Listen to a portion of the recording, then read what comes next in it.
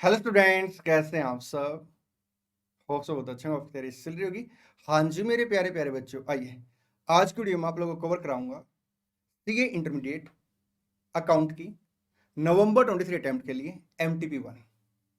मैं एक बार फिर से रिपीट कर देता हूं, हम लोग क्या कवर करेंगे सर? एमटीपी 1 कवर करेंगे। पेपर कौन सा है sir? Intermediate group 1 accounting. Attempt कौन सा है? नवंबर 23। आज की वीडियो स्टार्ट करने से पहले कुछ इंपॉर्टेंट बातें आपको बता देता हूं। सबसे पहले सर आरटीपी का क्या रहने वाला है मैं आपको बता दूं। मैंने ना सीए इंटर अकाउंट की एडवांस अकाउंट की नवंबर 23 अटेम्प्ट के लिए जो आरटीपी है ऑलरेडी शेयर कर रखी है। इससे पहले के जो अटेम्प्ट है, कुछ अटेम्प्ट्स की मैंने आरटीपी और एमटीपी ऑलरेडी शेयर कर दी है, अकाउंट की भी और एडवांस अकाउंट की भी। मैं उन जो सारी की सारी वीडियो है आरटीपी एमटीपी हैं, उनकी जो प्ले लिस्ट है ना, उसका लिंक मैं आपको डिस्क्रिप्शन में शेयर कर दूंगा। सेकेंड बात, नवंबर 23 अटेम्प्ट के लिए मैंने स्टडी मटेरियल बैच निकाला था, जो कि पूरी तरीके से कंप्लीट हो चुका है, अकाउंट का भी एडवांस अकाउंट का भी। मैं उन वीडियो के लिंक भी आपको डिस्क्रिप्शन में दे दूंगा।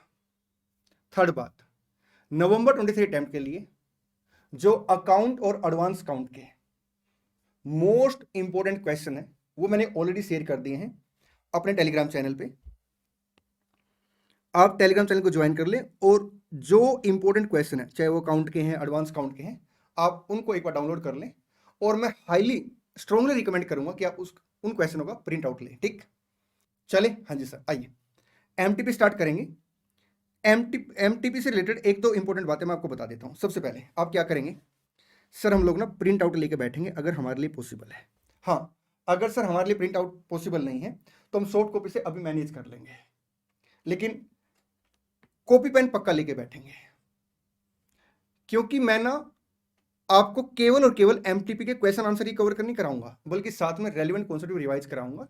तो कुछ इंपॉर्टेंट बातें आप साथ साथ नोट कर सकते हैं। कॉपी पेन आप जरूर लेके बैठेंगे? हाँ सर। कंप्लीट एमटीपी आपने एक ही बार में कंप्लीट करनी है।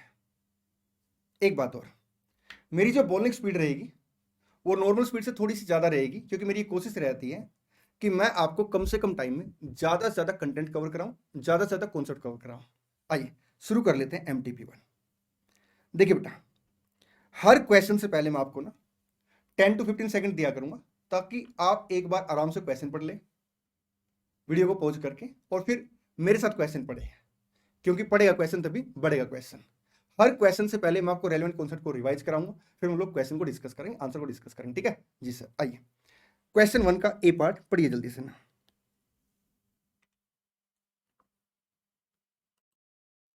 ये क्वेश्चन आपका रिक्लासिफिकेशन ऑफ इन्वेस्टमेंट का क्वेश्चन है। आइए पहले कॉन्सेप्ट रिवाइज करते हैं। देखिए, एज पर AS13 सर आप इन्वेस्टमेंट को क्या करेंगे? क्लासिफाई करेंगे, आइदर करंट इन्वेस्टमेंट और लॉन्ग टर्म इन्वेस्टमेंट। ठीक, अगर इन्वेस्टमेंट को आप क्लासिफाई करते करंट इन्वेस्टमेंट, तो उसका वैल्यूएशन होगा लोअर ऑफ कॉस्ट और फेयर वैल्यू। ठीक, परमानेंट इन्वेस्टमेंट का जो वैल्यूएशन होता है जनरली कॉस्ट प्राइस पे होता है, लेकिन अगर परमानेंट इन्वेस्टमेंट के केस में सर इन्वेस्टमेंट की वैल्यू में परमानेंट डिक्लाइन है, means decline other than temporary है, तो हम लोग क्या करेंगे सर? उस केस में प्रोविजन क्रिएट करेंगे और उतने अमाउंट से सर असेट को कम कर देंगे, मतलब कॉस्ट को रिड्यूस करके दिखाएंगे। ठीक है जी सर, और प्रोविजन को पिनल अकाउंट में चार्ज कर लेंगे। सर इन्वेस्टमेंट आपके लिए करंट इन्वेस्टमेंट है या परमानेंट इन्वेस्टमेंट है सर, ये इस बात पर डिपेंड करता है कि आपकी इंटेंशन क्या है उस इन्वेस्टमेंट को लेके। अगर कोई भी एंटिटी किसी इन्वेस्टमेंट को हेल्ड करती है up to period of 12 month, तो सर उसके लिए वो करंट इन्वेस्टमेंट है, और अदरवाइज वो क्या बन जाएगी साहब? लॉन्ग टर्म इन्वेस्टमेंट बन जाएगी। ठीक, अब रिक्लासिफिकेशन का कॉन्सेप्ट क्या कहता है? ये कॉन्सेप्ट ये कहता है कि हमने एक इन्वेस्टमेंट को पहले क्लासिफाई कर रखा था as a permanent investment, long term investment, लेकिन सर अब हमें लग रहा है कि नियर बाई फ्यूचर में हमें पैसे की नीड पड़ेगी और हम इस इन्वेस्टमेंट को बेचेंगे, तो हमने क्या किया? इसे रिक्लासिफाई कर दिया परमानेंट से लॉन्ग टर्म से करंट इन्वेस्टमेंट में। ठीक, ध्यान से मेरी बात सुनना। AS13 ये कहता है अगर आप लॉन्ग टर्म इन्वेस्टमेंट को क्लासिफाई करते हो किसमें? करंट इन्वेस्टमेंट में। अगर आप लॉन्ग टर्म इन्वेस्टमेंट को क्लासिफाई करते हैं किसमें?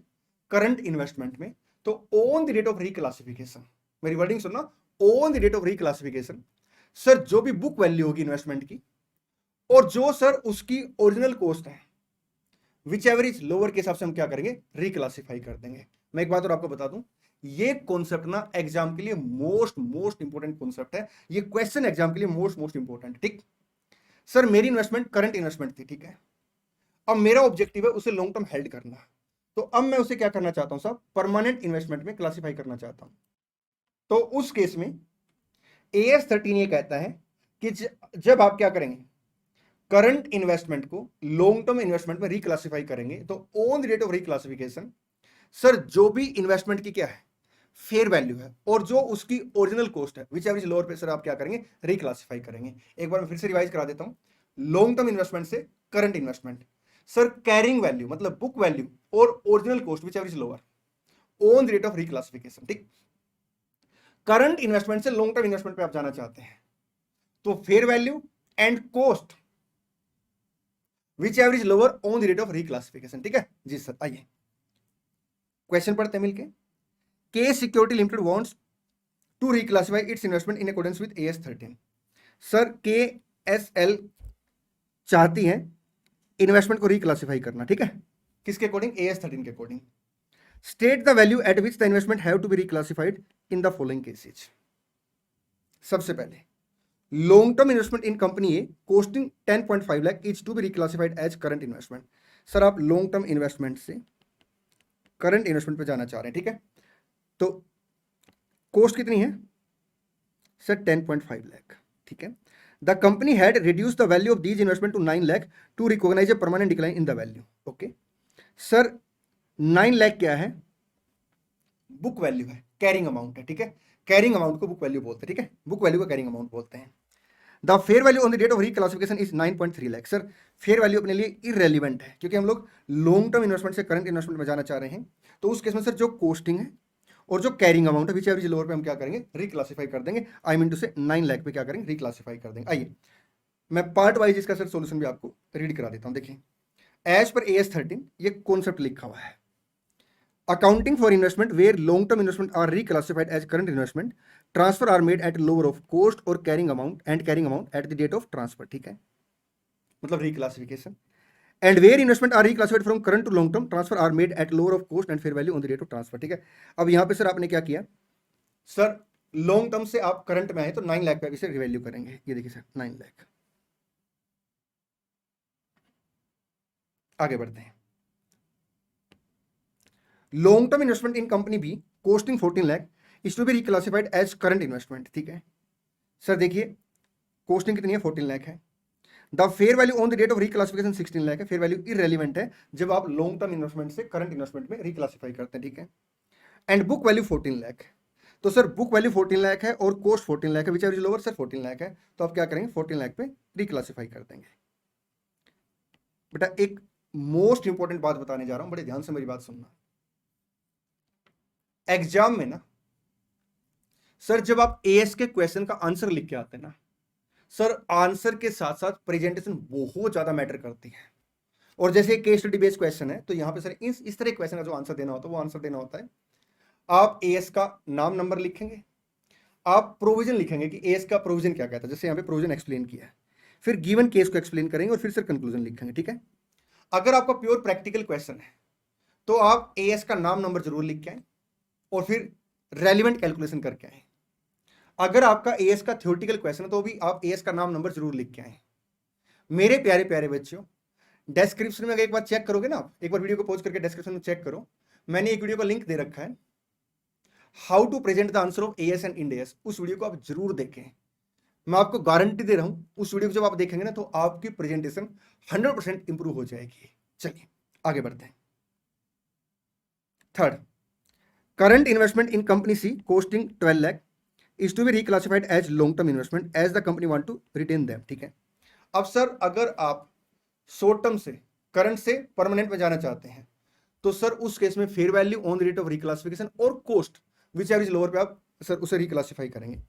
कॉस्टिंग सर 12 लाख है और यहाँ पे अगर आप देखेंगे रिक्लासिफिकेशन डेट पे मार्केट वैल्यू फेयर वैल्यू 13.5 है, तो सर 12 लाख पे आप क्या करेंगे, रिक्लासिफाई कर देंगे।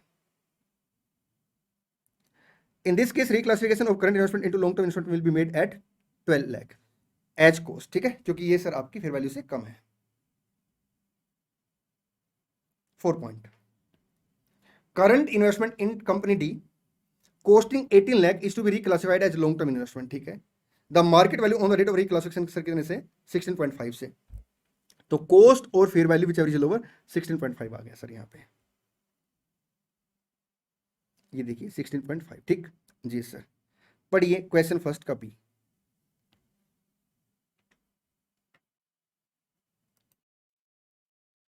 सर ये क्वेश्चन आपका AS2 का क्वेश्चन है। देखिए AS2 क्या कहता है, वैल्यूएशन ऑफ इन्वेंटरी के रिगार्ड में। अगर फिनिश गुड्स है तो फिनिश गुड्स का वैल्यूएशन करेंगे हम लोग लोअर ऑफ कॉस्ट और एनआरवी, और एनआरवी कैसे निकलेगी, expected selling price minus expected selling expenses, ठीक जी सर। डब्ल्यूआईपी का वैल्यूएशन कैसे करेंगे, बड़े ध्यान से मेरी बात सुनना है। अगर डब्ल्यूआईपी इस पोजीशन में कि वो इंडिपेंडेंट मार्केट में बिक सकती है, तो जो भी डब्ल्यूआईपी की कॉस्ट है वो उसका कंपैरिजन करेंगे डब्ल्यूआईपी की एनआरवी के साथ, और जो लोअर है उसके हिसाब से वैल्यूएशन करते हैं, ठीक है। लेकिन अगर डब्ल्यूआईपी इस कंडीशन में कि वो मार्केट में इंडिपेंडेंट नहीं बिक सकती, तो उस केस में हम लोग पता क्या कैसे वैल्यूएशन करते हैं, डब्ल्यूआईपी की कॉस्ट और सर एनआरवी एक्सपेक्टेड मतलब expected sale value of the finish goods minus expected selling expenses, ठीक है। NRV of the finish goods as reduced by expected cost of completion of WIP, मतलब expected cost of completion of WIP. Sir दोबारा बताओ, देखिए ये pencil मैं बेचता हूं, अब ये पेंसिल इस सिचुएशन पे पहुंचे, अभी इस कंडीशन पे पहुंचे, ठीक है, और ये इंडिपेंडेंट इस कंडीशन में बिक नहीं सकती, तो सर इस केस में जो डब्ल्यूआईपी की कॉस्ट है वो उसका कंपैरिजन किया जाएगा फिनिश गुड्स के एक्सपेक्टेड सेलिंग प्राइस के साथ माइनस फिनिश गुड्स के expected selling expenses minus sir जो कॉस्ट ऑफ कंप्लीशन अभी इसके ऊपर लगनी, ठीक जी सर। रॉ मटेरियल का वैल्यूएशन सर फिनिश गुड्स के वैल्यूएशन के ऊपर डिपेंड करता है। अगर फिनिश गुड्स की सेलिंग प्राइस फिनिश गुड्स के कॉस्ट प्राइस के बराबर या उससे ज्यादा है तो रॉ मटेरियल का वैल्यूएशन हमेशा कॉस्ट प्राइस पे होता है। अगर फिनिश गुड्स की सेलिंग प्राइस फिनिश गुड्स की कॉस्ट प्राइस से कम है तो रॉ मटेरियल का वैल्यूएशन लोअर ऑफ कॉस्ट और रिप्लेसमेंट कॉस्ट होता है, ठीक है, लोअर ऑफ कॉस्ट और रिप्लेसमेंट कॉस्ट होता है, ठीक है जी सर। आइए, mister Jatin gives the following information relating to the item forming part of the inventory as on 31st March 23. His enterprise produced product P using raw material X, ठीक है सर। P आपका फिनिश गुड्स है और raw material आपका X है।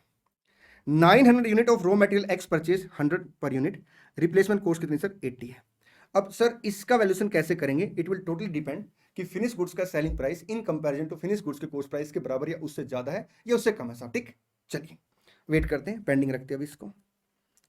Second, 400 unit of partly finish goods in the process of producing P, ठीक है। कॉस्ट इनकट सर कितनी है 245 है, और NRV as reduced by NRV of finish goods as reduced by expected cost of completion, ठीक। These units can be finished next year by incurring additional cost of 50 per unit. अब इसके लिए भी sir हमें क्या करना पड़ेगा, वेट करना पड़ेगा, ठीक है। 800 unit of finish goods P and total cost incurred sir 295 है, ठीक है। Expected selling price of product P is 280 subject to a payment of 5% brokerage on the selling price. इसका मतलब sir expected selling price of the finish goods कितने से है 280 minus 5% 266 है। Determine how each item of the inventory will be valued as on 31st March 23।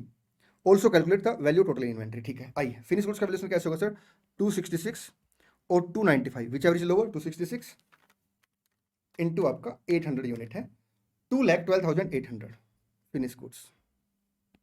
आइए, raw material का valuation कैसे होगा सर, सर देखिए फिनिश गुड्स का सेलिंग प्राइस फिनिश गुड्स के कॉस्ट प्राइस से कम है तो रॉ मटेरियल का वैल्यूएशन होगा लोअर ऑफ कॉस्ट और रिप्लेसमेंट कॉस्ट।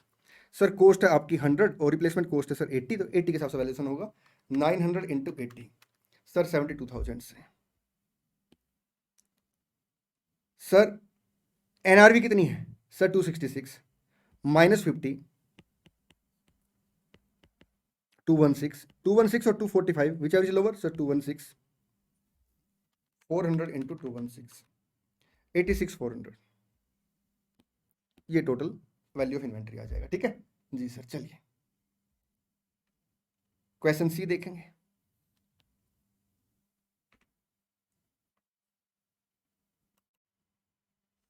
सर AS 16 के अकॉर्डिंग अगर आप बोरिंग कॉस्ट इनकर करते हैं in relation to qualify asset तो आप बोरिंग कॉस्ट को कैपिटलाइज करेंगे। अगर आप बोरिंग कॉस्ट इनकर्ड करते other than on qualified asset, तो बोरिंग कॉस्ट को सर आप क्या करेंगे, P&L अकाउंट में चार्ज करेंगे। ठीक है, एक मोस्ट इंपॉर्टेंट बात आपको मैं बताने जा रहा हूं सर, एग्जाम के लिए अगर कंस्ट्रक्टेड असेट है तो हम लोग उसे क्वालिफाई मान के चलते हैं। हाँ, अगर क्वेश्चन में सर ये दे दें कि सब्सटेंशियल पीरियड ऑफ टाइम आपने कितना मानना है और स्टार्टिंग डेट ऑफ कंस्ट्रक्शन और completion date of construction, expected completion date of construction दे दे, फिर आपको सर आइडेंटिफाई करना पड़ेगा। ठीक है बेटा, मैं आप लोगों को स्ट्रांगली रिकमेंड करूंगा कि जो मैंने स्टडी मटेरियल बैच डाल रखा ना, उसमें आप ना AS16 को एक बार जरूर देखें, क्योंकि मैंने वहां पे ना बहुत डिटेल में इस बात को बता रखा है कि एग्जाम पर्पज के लिए क्वालिफाई सेट कौन सी और नॉट क्वालिफाई सेट कौन सी। ठीक है जी sir. On 15 April 22 RBM Limited obtained a term loan from the bank for 320 lakh to be utilized as under।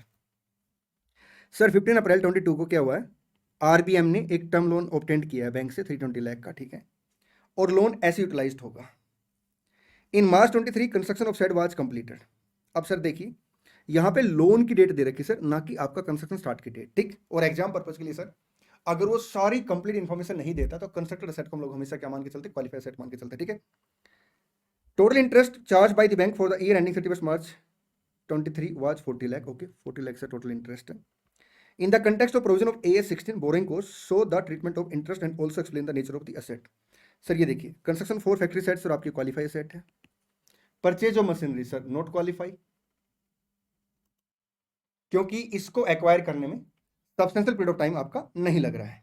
Working capital not qualify, purchase of vehicle not qualify, advance for tool oblique crane etcetera not qualify, purchase of technical know how not qualify. तो sir 240 lakh से related जो borrowing cost है उसको हम क्या करेंगे, apply कर देंगे। और बाकी सर जो बोरिंग कॉस्ट है इन रिलेशन टू आपका purchase of machinery, working capital, purchase of vehicle, advance for tool oblique crane, purchase of technical know how, sir इनसे रिलेटेड जो बोरिंग कॉस्ट है उसको हम क्या करेंगे, P&L अकाउंट में चार्ज कर देंगे। ठीक है जी सर। तो ये जो अमाउंट आएगा 30 + 24 + 12 + 8 + 6 80 आ गया। तो अगर मैं रेशो निकालूं सर तो into 240 divide by 320, 30 lakh sir आप क्या करेंगे, कैपिटलाइज कर देंगे, और 10 लाख आप क्या करेंगे, P&L अकाउंट में चार्ज कर लेंगे। कैपिटलाइज P&L अकाउंट में चार्ज। ठीक, चलिए क्वेश्चन डी देखेंगे। सर क्वेश्चन डी आपका AS10 का क्वेश्चन है और डेप्रिसिएशन के रिगार्ड्स में क्वेश्चन है। देखिए, as per AS10 depreciation basically है क्या sir, systematic allocation of depreciable amount over the useful life of the asset है। ठीक है सर, डेप्रिसिएबल अमाउंट कैसे कैलकुलेट होगा, कॉस्ट एज रिड्यूस्ड बाय आपका एस्टिमेटेड स्क्रैप वैल्यू। ठीक, अगर सर किसी भी फैक्टर में चेंज आता है, आपका एस्टिमेट स्क्रैप वैल्यू में चेंज आता है, यूजफुल लाइफ में चेंज आता है, या सर आपका जो कॉस्ट है उसको आप रिवैल्यू करते हैं, कोई भी चेंज आता सर, तो डेप्रिसिएशन के लिए सर हम लोग क्या करेंगे, इंपैक्ट जो है प्रोस्पेक्टिव बेस पे लेंगे। इसे चेंज इन अकाउंटिंग एस्टिमेट माना जाता है। एक प्यारी सी बात और, अगर एस्टिमेट स्क्रैप वैल्यू सर जो अपना कैरिंग अमाउंट है उसके बराबर या उससे ज्यादा, तो फिर डेप्रिसिएशन सर आपका नील आ जाएगा। ठीक है, मतलब नो डेप्रिसिएशन आ जाएगा। चलिए, A limited had following assets. ठीक है, calculate depreciation for the year ended 31 March 23 for each asset as per AS10। Please ध्यान से बात सुनना सर, उसने डेप्रिसिएशन मांगा कौन से ईयर का, 23 का। Machinery purchase for 10 lakh on 1 April 18। Sir मतलब 5 साल पहले एक मशीन परचेज की थी आपने, and residual value after useful life 5 year based on 18 price is ₹10 lakh. Sir 10 lakh की मशीन परचेज की, एस्टिमेट स्क्रैप वैल्यू 10 लाख है, तो सर डेप्रिसिएबल अमाउंट 0 आ जाएगा, नो डेप्रिसिएशन। सर लैंड के केस में आपका इनफाइनाइट यूजफुल लाइफ होती है, इसलिए no depreciation. A machinery is constructed for ₹5 lakh for its own use. ठीक है, यूजफुल लाइफ 10 ईयर है, construction is completed on 1 April 22 but the company does not begin using the machine until 31 March 23। देखिए sir, as per AS10 ना आप depreciation charge करते from the date when asset is ready to use, irrespective of कि आपने actually से use किया या नहीं किया। तो सर यहाँ पे 5 लाख को डिवाइड बाय 10 कितने से आएगा सर, 50,000 डेप्रिसिएशन आ जाएगा। Machinery purchase on 1 April 20। Sir ये देखिए 3 साल पुरानी इन्फॉर्मेशन दी है, कितने की, 50,000 की मशीन परचेज किया आपने। ठीक है, with useful life of 5 years, 5 years useful life है, and residual value is nil, nil residual value है। इसका मतलब सर आप 10,000 के हिसाब से डेप्रिसिएशन चार्ज कर रहे हैं। ऑन 1 अप्रैल 22, यहाँ तक सर आपके 2 साल हो चुके होंगे, तो आपने 20,000 का डेप्रिसिएशन चार्ज कर लिया होगा। 30,000 सर अभी बुक वैल्यू आ रही होगी। On 1 April 22 management decided to use the asset for further 2 years। Sir remaining useful life जहाँ पे 3 year थी, अब सर 2 year बची है, तो divide by 2, change in accounting estimate मानेंगे और इसका इंपैक्ट सर प्रोस्पेक्टिव बेस पर लेंगे। ठीक है, तो यहाँ पे सर 15,000 का डेप्रिसिएशन आ जाएगा, आपका 65,000 का डेप्रिसिएशन टोटल आ जाएगा। 15,000 50,000 नील नील। क्वेश्चन नंबर सेकंड का ए, अभी स्टडी मटेरियल बैच में ना मैंने जो ब्रांच का चैप्टर कराया था, इवन मैंने जो चैप्टर सर सारे चैप्टर कराए थे, तो ये ऑलमोस्ट सारे क्वेश्चन वहाँ पे भी कवर हैं। लेकिन फिर भी बेटा मैं हर क्वेश्चन को ना अलग, अगर कोई पब्लिकेशन है आरटीपी में अलग से तो अलग से कराता हूँ, एमटीपी में अलग से तो अलग से कराता हूँ, सो दैट बच्चे को ना फिर इधर उधर ना भागना पड़े। ठीक है जी सर, इस क्वेश्चन को मैं यहीं पे कंप्लीट कराऊंगा। पढ़िए क्वेश्चन सेकंड का ए, ब्रांच का क्वेश्चन है, बहुत ही प्यारा और एग्जाम के लिए मोस्ट इंपोर्टेंट क्वेश्चन है। सर ये क्वेश्चन आपका इंडिपेंडेंट ब्रांच का क्वेश्चन है। इंडिपेंडेंट ब्रांच के केस में सर एक कॉन्सेप्ट आता है जहां पे सर या तो ब्रांच कंप्लीट अकाउंट मेंटेन नहीं करती, जैसे ब्रांच क्या करती है सर, रेलिवेंट लेजर मेंटेन करती है, और उसके बाद सर सारे के सारी जो इंफॉर्मेशन है, लेजर है मतलब आपका असेट लायबिलिटी इनकम एक्सपेंडिचर, वो हेड ऑफिस को ट्रांसफर कर देती है। ठीक सर, एक केस और आता है जहां पे क्या होता है, जैसे मान लो मैं हेड ऑफिस हूं, मैंने ब्रांच को बोला ब्रांच ये कैलकुलेटर बेच 120 का बेच देना, ब्रांच कहती साहब आपकी कॉस्ट कितनी है, मैंने कहा आपको क्या करना है, क्योंकि मैं ब्रांच को पूरी इंफॉर्मेशन नहीं देना चाहता। तो ऐसे केस में भी सर क्या होता है, ब्रांच ना जो भी उसके पास खर्चा होता है, इनकम होती है, वो सारी सारी किसको ट्रांसफर कर देती है, हेड ऑफिस को ट्रांसफर कर देती है। ठीक है, खर्चे इनकम के लेजर मेंटेन करती है, लेकिन सर उसे किसको ट्रांसफर कर देती है, हेड ऑफिस को ट्रांसफर कर देती है। ठीक है, तो ये उसी कॉन्सेप्ट से रिलेटेड क्वेश्चन है। देखिए क्या लिखता है question, Manohar of Mohali has a branch at Noida to which goods are supplied from Mohali, but the cost thereof is not recorded in the head office books। ये देखिए सर, कोस्ट की information नहीं है, तो हम लोग क्या करेंगे सर, जो भी अपना इनकम एक्सपेंडिचर सारा हेड ऑफिस को ट्रांसफर कर देंगे। ठीक है, अच्छा एक प्यारी सी बात और सर, कभी कभी क्या होता है, ब्रांच के बिहाफ पे ना असेट को हेड ऑफिस मेंटेन करता है। अगर किसी भी असेट का लेजर हेड ऑफिस मेंटेन करता है, तो उसके हम लोग बेसिकली पता क्या करते हैं साहब, जो असेट होते हैं ना उसका डेप्रिसिएशन वगैरह चार्ज करते हैं, अदरवाइज सर अपने आप उसे रिकॉर्ड नहीं करते। हाँ ऐसा भी हो सकता है, हेड ऑफिस फिक्स एसेट को मेंटेन कर रहा हो और ब्रांच उस असेट से रिलेटेड सर कोई पेमेंट कर रही है, तो उस केस में सर हम लोग पता क्या करते हैं, asset account debit to bank account, फिर head office account debit to asset account, हम डायरेक्ट एंट्री पास कर सकते हैं head office account debit to bank account. ठीक, हाँ अगर हमने ऑलरेडी असेट में सर अमाउंट रिकॉर्ड कर लिया है और उस असेट का जो अकाउंट है वो मेंटेन करता है हेड ऑफिस, तो हम हेड ऑफिस टू असेट करके सर एंट्री पास करते हैं। ठीक है, आगे बढ़िए क्वेश्चन क्या लिखता है, on 31 March 23 the branch balance sheet was as follows. Sir branch की बैलेंस शीट दे दी, लाइबिलिटीज दे दी, असेट्स दे दी, डेटर बैलेंस आ गया। ठीक है, building extension account close by transfer to head office account. अब ये देखिए सर, बिल्डिंग को कौन मेंटेन करता है, हेड ऑफिस मेंटेन करता है, कैसेट बैंक दे दिया। ठीक, during the 6 month ending, please ध्यान देना सर, आपको जो इन्फॉर्मेशन दी वो कितने की दी है सर, 6 मंथ की दी। ठीक है, the following transaction took place at Noida, sale, purchase, wages paid, salary inclusive of advance of 5,000। तो सर हम लोग यहाँ पे एंट्री पास करेंगे, salary advance account debit to salary 5,000 से इसके रिड्यूस कर देंगे 10,600, और एडवांस सैलरी सर 5,000 की आ जाएगी, जिसे हम क्या करेंगे बैलेंस शीट में दिखाएंगे। ठीक है, जनरल एक्सपेंसेस आ गया, fire insurance paid for 1 year. अब सर यहाँ पे डेट नहीं दे रखी, तो हम लोग ये मान के चलते सर कि फर्स्ट डे पे आपने पे किया होगा, तो हाफ इसका आपका प्रीपेड इंश्योरेंस में चला जाएगा एज ए असेट।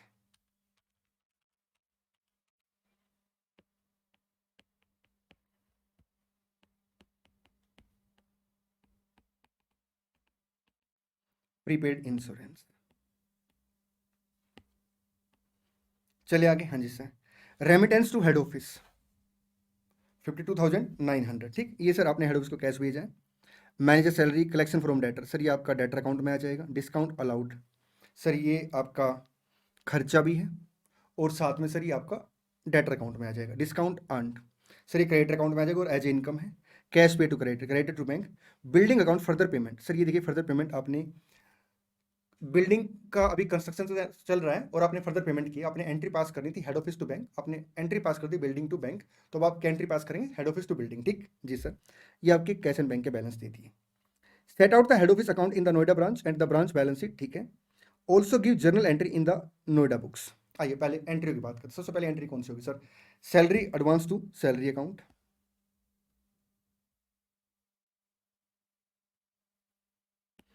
फिर sir prepaid insurance to fire insurance, ठीक है। उसके बाद सर हम लोग क्या करेंगे, जितने खर्चे हैं उन सबको हेड ऑफिस को भेज देंगे, इनकम को सर हेड ऑफिस को भेज देंगे, ठीक है।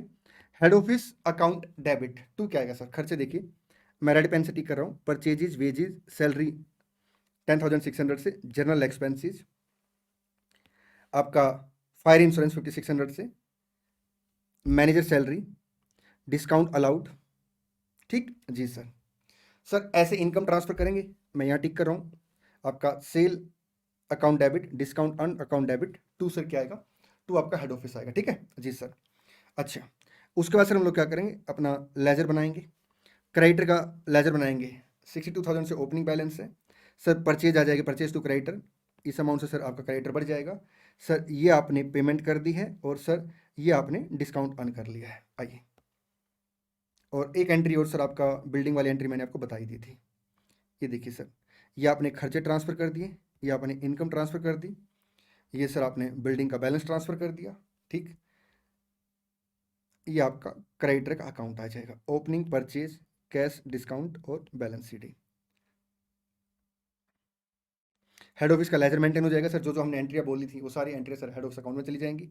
डेटर के लेजर में सर आपका सेल आ जाएगा, आपका कलेक्शन आ जाएगा और आपका सर डिस्काउंट अलाउड आ जाएगा। अभी टिक कराता हूँ, ठीक।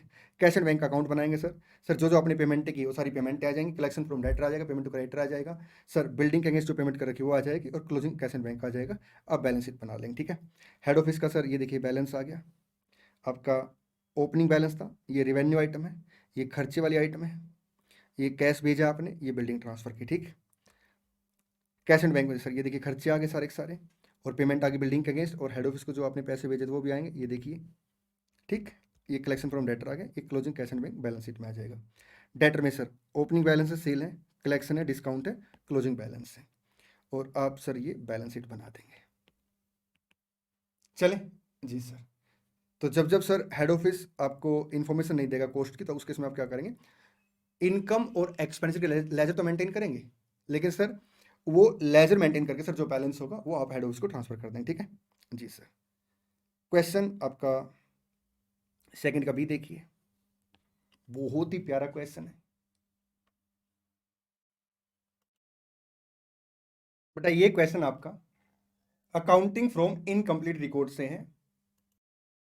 अकाउंटिंग फ्रॉम इनकम्प्लीट रिकॉर्ड सबसे आसान चैप्टर है, बस इस चैप्टर में एक दिक्कत पता क्या है, स्टूडेंट ना रट्टा मारते हैं। कैसे रट्टा मारते हैं, कहते पहले जी ट्रेडिंग अकाउंट बनेगा, फिर पी&एल अकाउंट बनेगा, फिर ये वाला लेजर बनेगा, फिर ये वाला लेजर बनेगा, फिर ऐसे बनेगा, फिर वैसे बनेगा। और सर इससे क्या होता है, क्वेश्चन में गड़बड़ हो जाती है, क्योंकि क्वेश्चन है सर इन्फॉर्मेशन किस वे से दे रखे हो, तो क्वेश्चन को पता है ना सर, पता नहीं कौन सा बैलेंसिंग फिगर निकलेगा। इसलिए बेटा जो मैं बताने जा रहा हूं बड़े ध्यान से सुनना, और उसके बाद आप देखेंगे मैं जो आपको बताऊंगा उसी के अकॉर्डिंग इस क्वेश्चन को कराऊंगा, और आप देखेंगे इससे आसान चैप्टर, और इस चैप्टर के जो क्वेश्चन है ना उससे आसान क्वेश्चन हो ही नहीं सकते।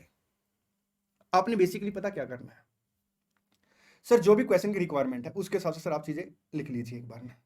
जैसे फाइनल अकाउंट रिक्वायरमेंट है तो ट्रेडिंग एंड पी&एल अकाउंट और बैलेंस शीट, ठीक जी सर। अब हमेशा सर क्वेश्चन में सबसे पहले ये चेक करेंगे कि क्या क्वेश्चन में आपको ओपनिंग बैलेंस शीट दे रखी है, अगर हां तो आगे बढ़ जाएंगे, अगर नहीं तो वर्किंग नोट में हमेशा ओपनिंग बैलेंस शीट पहले बनाएंगे ताकि आप ओपनिंग कैपिटल का बैलेंस कैलकुलेट कर सकें, ठीक। Second, sir cash and bank cheque करें कि क्या कैश एंड बैंक का लेजर दे रखा आपको, यस तो कैश एंड बैंक अकाउंट नहीं बनाएंगे, otherwise cash and bank account बनाएंगे। अब cash and bank account combine बनाएंगे, अलग अलग बनाएंगे? सर अगर क्वेश्चन में आपको कैश और बैंक की इन्फॉर्मेशन अलग अलग दे रखी तो अलग अलग बनाएंगे, नहीं तो कंबाइंड अकाउंट बनाएंगे। ठीक जी सर। उसके बाद आपने क्या करना है, आपने ना सर क्वेश्चन में जो पहली आइटम दे रखी है ना उससे लग जाना है। अगर उस आइटम से रिलेटेड कोई भी आपको एडजस्टमेंट दे रखी है तो आप उसका लेजर बनाएंगे और फिर ट्रीटमेंट करेंगे। और अगर सर उस आइटम से रिलेटेड आपको कोई इन्फॉर्मेशन नहीं दे रखी तो उसको डायरेक्ट रीड करेंगे। इतनी सी बात करनी है बस आपको ना, फॉलो। एक बात और, बस छोटी सी बात है तो ना, डेटर क्रेडिटर और आपका inventory account, debtor creditor inventory account, sir ये लेजर आप एक साथ बनाएंगे। और अगर क्वेश्चन में बीआर और बीपी की इन्फॉर्मेशन दे रखी तो वो लेजर भी आप एक साथ बनाएंगे, क्योंकि ये इंटर रिलेटेड होता है। बच्चा कई बार गलती क्या करता है, वो आपका इन्फॉर्मेशन दे रखी डेटर की, ठीक है, डेटर का लेजर उसने ड्राफ्ट किया, क्रेडिटर का लेजर ड्राफ्ट किया, इन्वेंट्री का लेजर ड्राफ्ट किया, बीआरबीपी का लेजर ड्राफ्ट किया, ठीक। और फिर जैसे सर उसने क्वेश्चन पढ़ा मिसलेनियस इनकम, मिसलेनियस इनकम का ट्रीटमेंट करने पहुंच गया। क्यों भैया, पहले इन लेजर को तो कंप्लीट कर लो।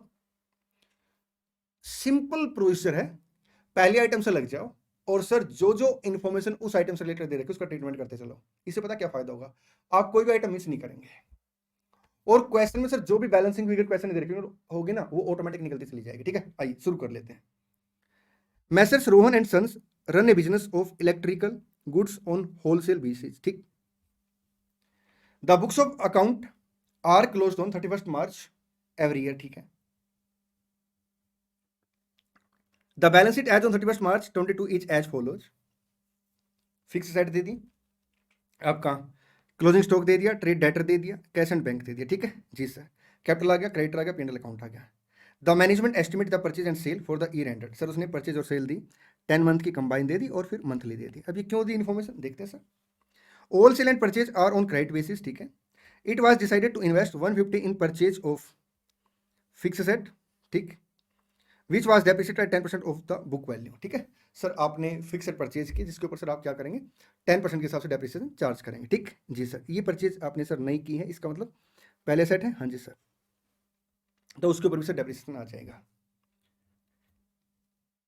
A fixed set of book value as on 1st April 22 rupees 60,000 was sold 56,000 on 31st March 23। Please ध्यान देना सर, एक फिक्स सेट जिसकी बुक वैल्यू ओपनिंग 60,000 थी, आपने उसे सर ईयर एंड पे 56,000 की बेच दिया।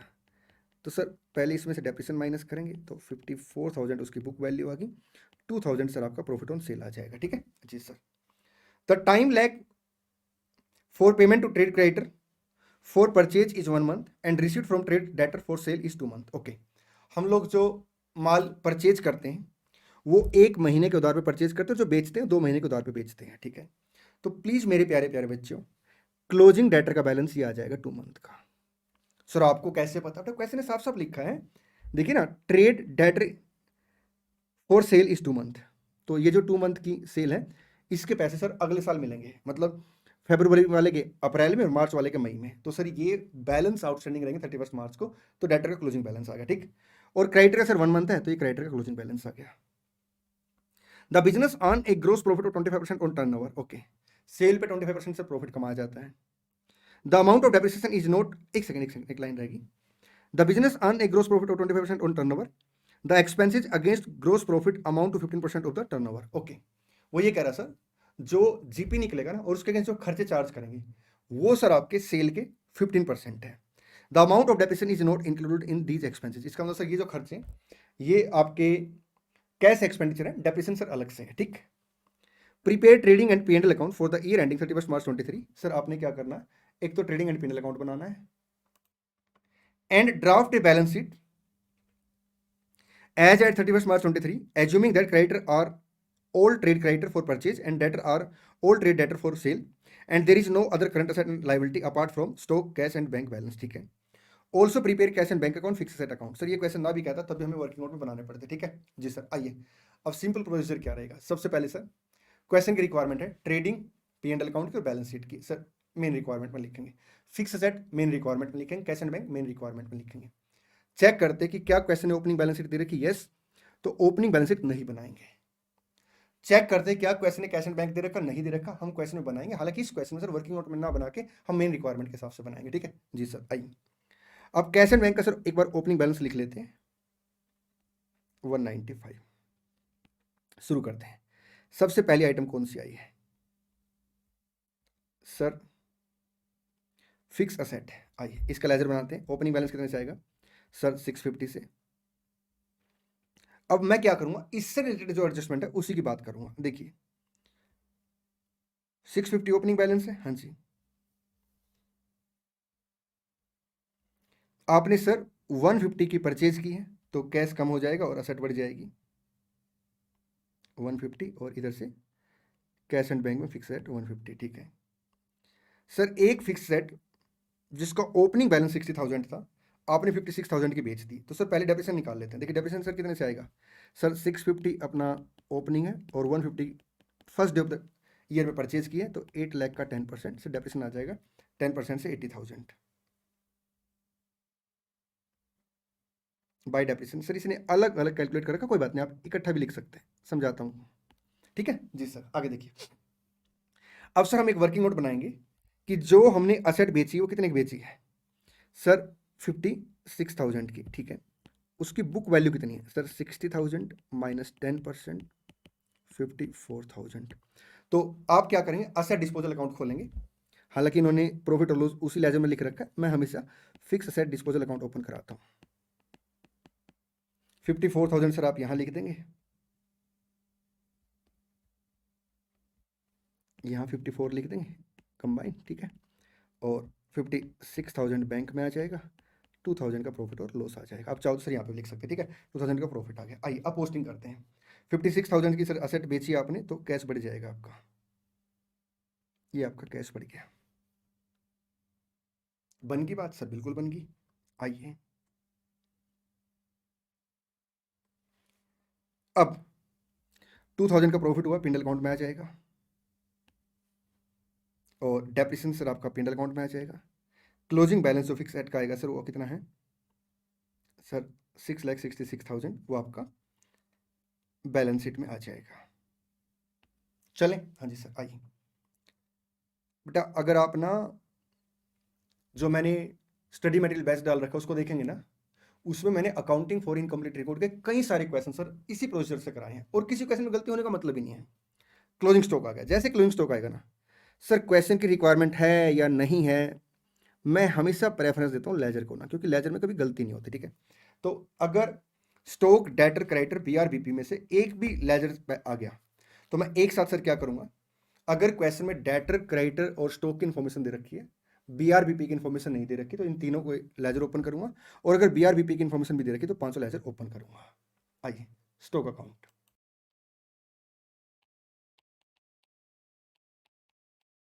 उसके बाद डेटर अकाउंट, उसके बाद एक सेकंड बेटा,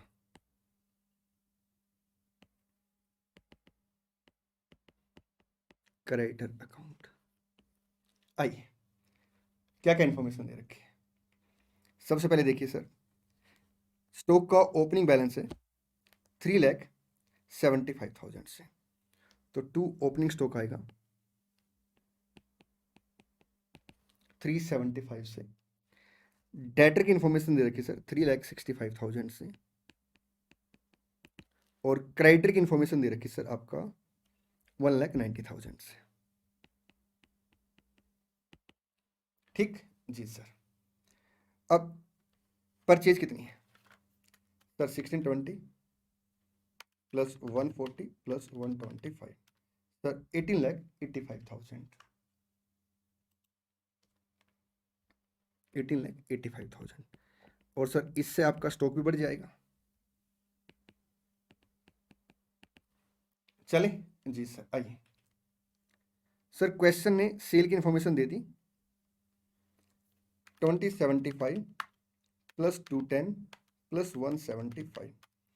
sir debtor account debit to sale कितने से है सर 24,60,000 से। अब सर ये जो सेल है ना 2460 से, जी सर, सर ये सेल वैल्यू है, हाँ जी। अब सर जब आपने स्टॉक बेचा होगा, माल बेचा होगा, सेल की होगी, तो सर स्टॉक कम हुआ होगा, तो स्टॉक किस पे कम करेंगे सर, कॉस्ट पे। जीपी रेशो आपका 25% है, तो -25%, सर 18,45,000 स्टॉक कम हो जाएगा। चले हाँ जी सर। डेटर का क्लोजिंग बैलेंस सर देखिए, डेटर 2 मंथ के क्रेडिट पे हम लोग माल बेचते हैं, 210 प्लस 175 385।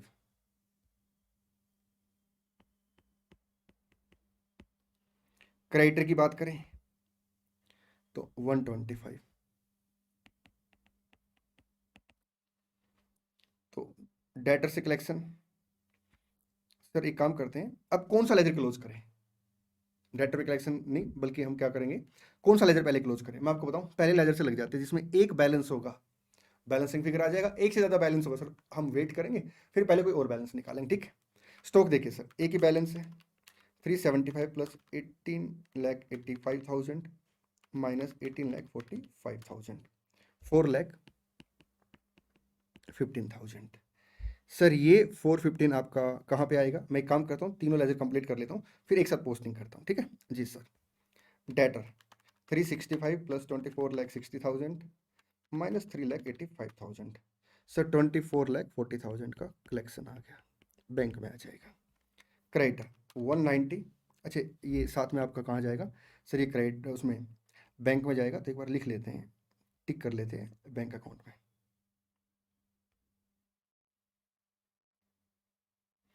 24,40,000। ठीक जी सर। अच्छा, क्रेडिटर को पेमेंट 190 प्लस 18,85,000 माइनस 125 19,50,000 क्रेडिटर को पे हो जाएगा। तो क्रेडिटर को जो पे होगा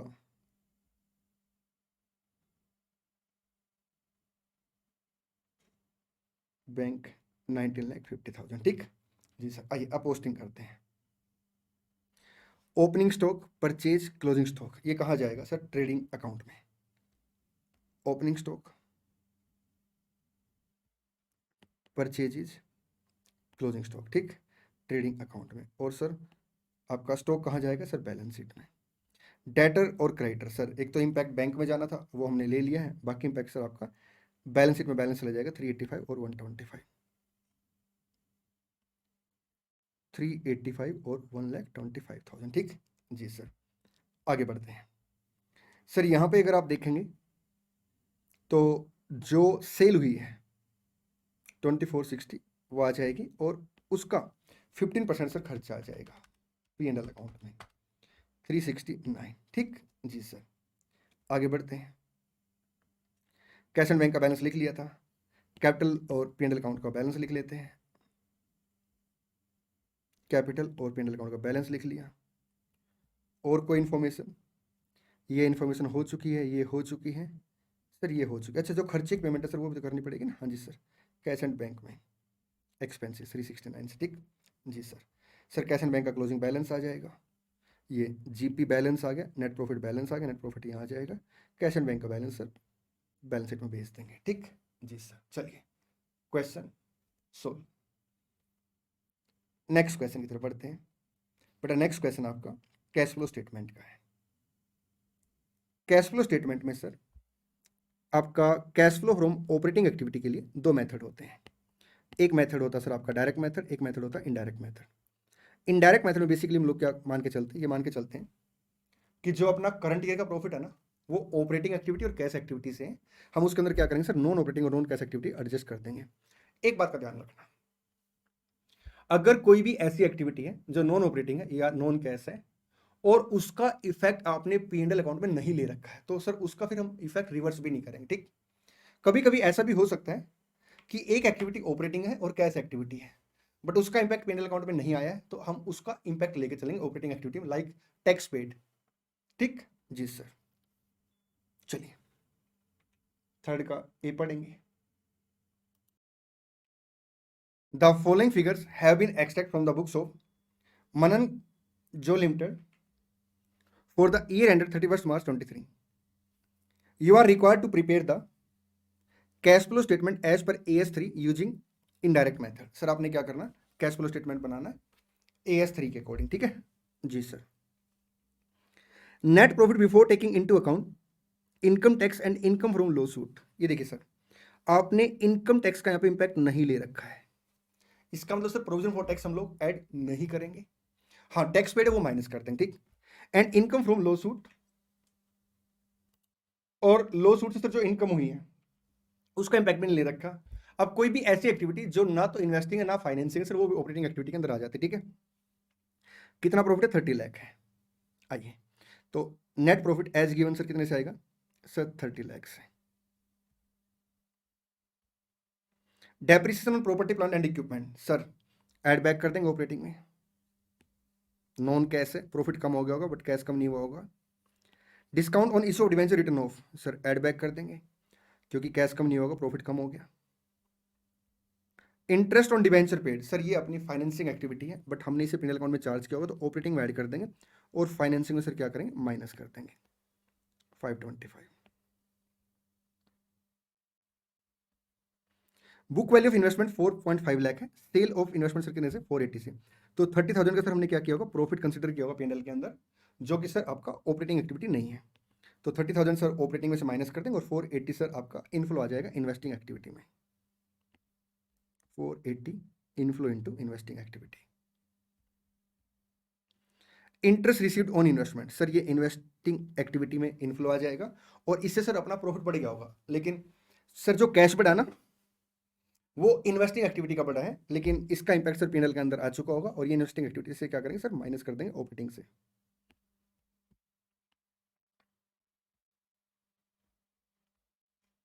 compensation received ₹135 by the company in A suit file sir compensation हमें मिला है, तो सर ऑपरेटिंग एक्टिविटी में एज ए एक्स्ट्राऑर्डिनरी एक्टिविटी दिखाएंगे और इसका इंपैक्ट पीएनएल में नहीं आया तो हम लोग सर यहाँ पे क्या करेंगे? अलग से दिखाएंगे, क्योंकि कोई भी ऐसी एक्टिविटी जो ऑपरेटिंग है और कैश एक्टिविटी है और उसका इंपैक्ट अगर पीएनएल में नहीं आया तो सर हम उसे कंसीडर करते हैं। Income tax paid sir operating में से माइनस कर देंगे 1575। 22,500 10% preference of 100 each were redeemed on 2 April sir आपका ईयर जो है ये 22-23 है एट ए प्रीमियम ऑफ 5%। तो sir 22,500 into 100 plus 5%। Sir financing activity minus कर देंगे, ये देखिए 23,62,500। Sir what about premium on redemption of preference share capital? देखिए बेटा, या तो वो सिक्योरिटी प्रीमियम के साथ एडजस्ट हुआ होगा और अगर पीएनएल में एडजस्ट भी होगा तो वो एप्रोप्रिएशन आइटम है और हमें प्रॉफिट सर बिफोर एप्रोप्रिएशन दे रखा है, बिफोर टैक्स दे रखा है, तो सर इसका इंपैक्ट हमने पीएनएल अकाउंट में नहीं ले रखा, तो हम इसे एड बैक नहीं करेंगे। Further the company issued 75,000 equity share of 10 each at a premium of 20% on 30th March. Out of 75,000 equity share, 25,000 equity share were issued to a supplier of machinery. तो सर 50,000 अपना cash में issue किया है, 50,000 आपका into 12 के हिसाब से including security premium sir 6 lakh से इनफ्लो आ जाएगा फाइनेंसिंग एक्टिविटी में। डिविडेंड पे कर दिया सर आपने प्रेफरेंस शेयर पे रिडेम्पशन के टाइम पे। प्लीज ध्यान देना, ये जो डिविडेंड है सर ये पीएनएल अकाउंट में चार्ज किया होगा, बट ये एप्रोप्रिएशन आइटम है, आपने प्रॉफिट आफ्टर टैक्स के बाद चार्ज किया होगा और हमें जो प्रॉफिट दे रखा है सर वो बिफोर टैक्स दे रखा है, इसलिए सर हम इसे ऑपरेटिंग में इसका इफेक्ट नहीं लेंगे। लेकिन हाँ फाइनेंसिंग में सर आपका 2,25,000 आउटफ्लो आ जाएगा। Preference dividend paid, dividend on equity share paid on 31 March 23 for the year 21-22 sir 7.5 lakh का और इन टाइम डिविडेंड से 2.5 लाख पे किया, तो 10 लाख सर फाइनेंसिंग एक्टिविटी में आउटफ्लो होगा। सर ऑपरेटिंग में एडजस्ट नहीं करें, क्योंकि जो हमें प्रॉफिट दे रखा ना वो बिफोर टैक्स दे रखा साहब, और ये जो डिविडेंड है सर ये आपकी एप्रोप्रिएशन आइटम है, ये प्रॉफिट आफ्टर टैक्स के बाद एडजस्ट हुआ होगा। ठीक है जी sir. Land was purchased on 2nd April for 3 lakh, for which the company issued 22,000 equity share of 10 each at a premium 20% to the landowner and the balance in cash as consideration। अब ये देखिए sir 3 lakh की sir आपने जमीन purchase की है और जो शेयर इशू किए 22,000 इंटू 12 के हिसाब से सर 264 के, तो 36,000 सर आपने कैश में पेमेंट की है, तो सर आउटफ्लो आ जाएगा under investing activity. Current asset और करंट लायबिलिटी, देखिए इन्वेंट्री में सर आपकी इन्वेंट्री इंक्रीज होगी, इसका मतलब सर प्रॉफिट इंक्रीज होगा बट कैश इंक्रीज नहीं हुआ होगा, तो माइनस कर देंगे 177 से। इंक्रीज इन इन्वेंट्री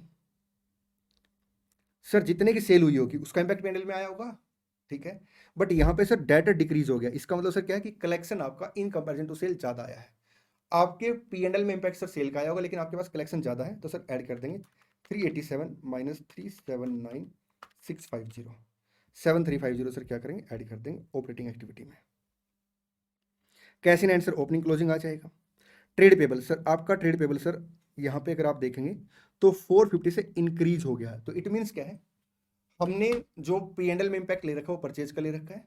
अगर हम परचेज के बराबर पेमेंट करते तो ये अमाउंट सर सेम आ रहा होता, हमने पेमेंटें कम की तभी तो अमाउंट बढ़ा है, तो सर क्या होगा, ऐड बैक कर देंगे 450, क्योंकि कंपैरेटिवली सर हमने कैश की पेमेंट कम की है। आउटस्टैंडिंग एक्सपेंसेस सर बढ़ गया है, हमने कंपैरेटिवली क्या है, कैश की पेमेंट कम की है, तो 10,200 से। चलिए ये सर आपका बैलेंस आ गया, ये बैलेंस है, ये बैलेंस है, ये बैलेंस है, ये बैलेंस है, ये बैलेंस है, ठीक। ये ओपनिंग क्लोजिंग कैश आ गया, ये करंट ये में इंक्रीज डिक्रीज आ गया। क्वेश्चन थर्ड का भी देखेंगे।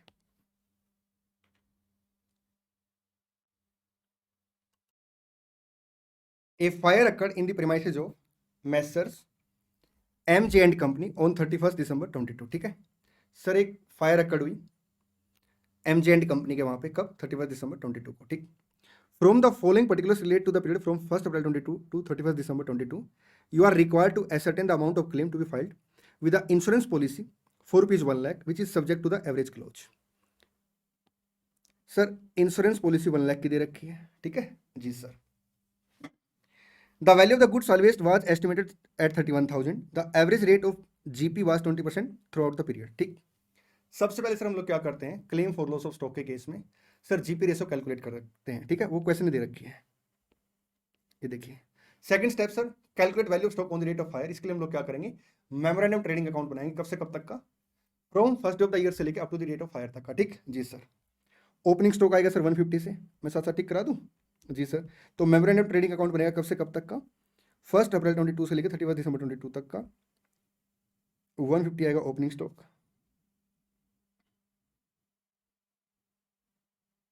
Purchases 420, goods withdrawn by the proprietor for his self use at sale value. Sir हम लोग क्या करेंगे, परचेज में से माइनस कर देंगे, लेकिन किस पे, कॉस्ट पे, तो -20% सर 8,000 आ जाएगा।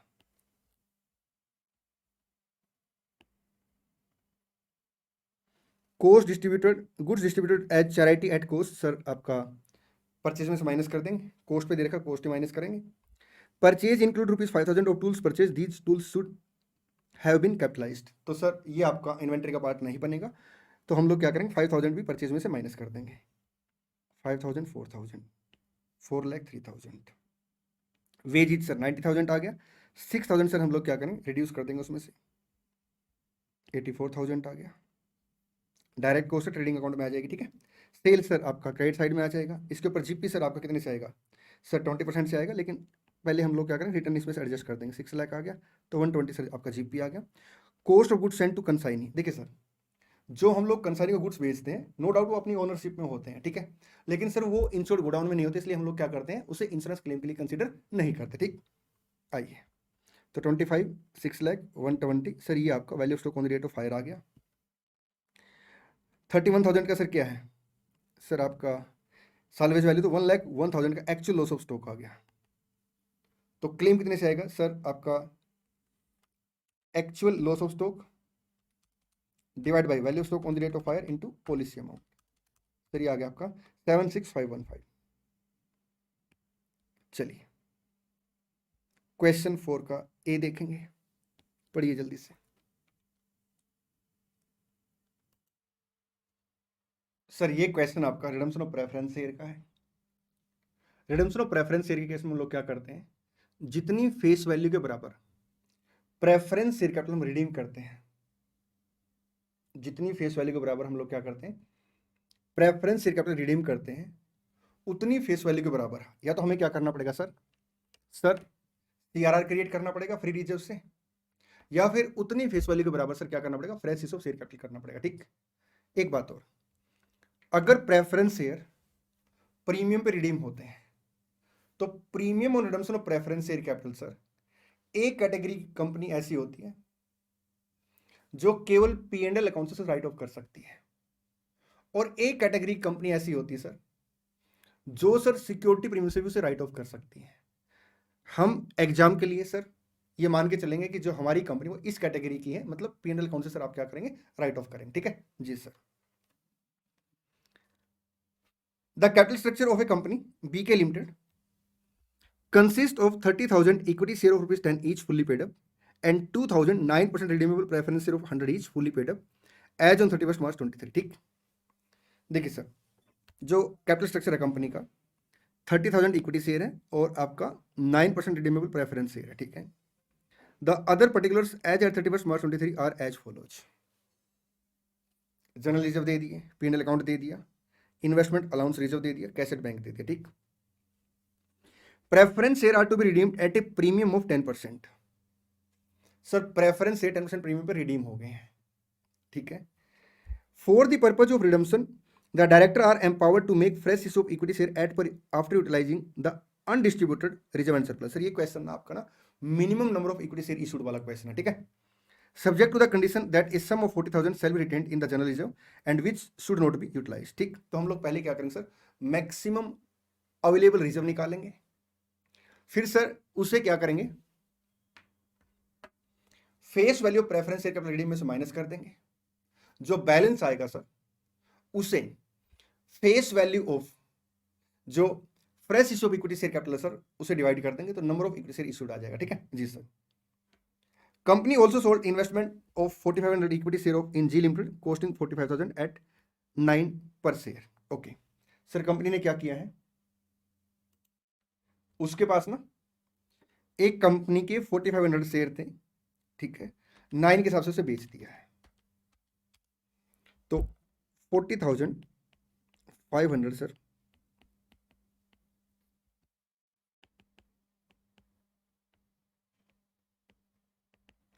सेल ऑफ इन्वेस्टमेंट आ गया। ठीक है जी सर, तो loss on sale of investment कितने से आएगा, 4,500 से। तो ये लॉस हम कहां एडजस्ट करेंगे सर, P&L अकाउंट के अंदर। ठीक, आगे देखिए क्वेश्चन क्या लिखता है, pass journal entry to give effect to the above arrangement and also show how the relevant item will appear in the balance sheet as at 31st March 23 और BK limited after the redemption is carried out. ठीक sir, एक तो आपने relevant item को balance sheet में कैसे दिखाएंगे वो बताना है, और आपने एंट्री पास करना। आइए सबसे पहले क्या करेंगे सर, मैक्सिमम रिजर्व अवेलेबल निकालेंगे। ठीक सर, देखिए जनरल रिजर्व कितना 120, इसमें सर हम 40,000 रिटेन करेंगे, तो 80,000 सर हम जनरल रिजर्व यूज कर सकते हैं। P&L 60,000 है, प्रेफरेंस शेयर कैपिटल सर अपनी 2 लाख की है और 10% प्रीमियम पर रिडीम होगा, तो 20,000 तो premium redemption of preference share capital आ गया। ठीक है जी सर, और जो इन्वेस्टमेंट बेची है उसके ऊपर लॉस सर आपका 4,500 का है, तो 40,000 माइनस 4,500 सर 35,500 सर आपका P&L अकाउंट का बैलेंस आ गया। इन्वेस्टमेंट अलाउंस रिजर्व सर आपका फ्री रिजर्व नहीं है, तो 1,15,500 लिख दिया ना उसने, not free for distribution as dividend. ठीक, फ्री रिजर्व सर वो है जिससे हम डिविडेंड डिस्ट्रीब्यूट कर सकते हैं। प्रेफरेंस शेयर कैपिटल की फेस वैल्यू कितनी है जिसको हम रिडीम करेंगे, 2 लाख है, minus 115,500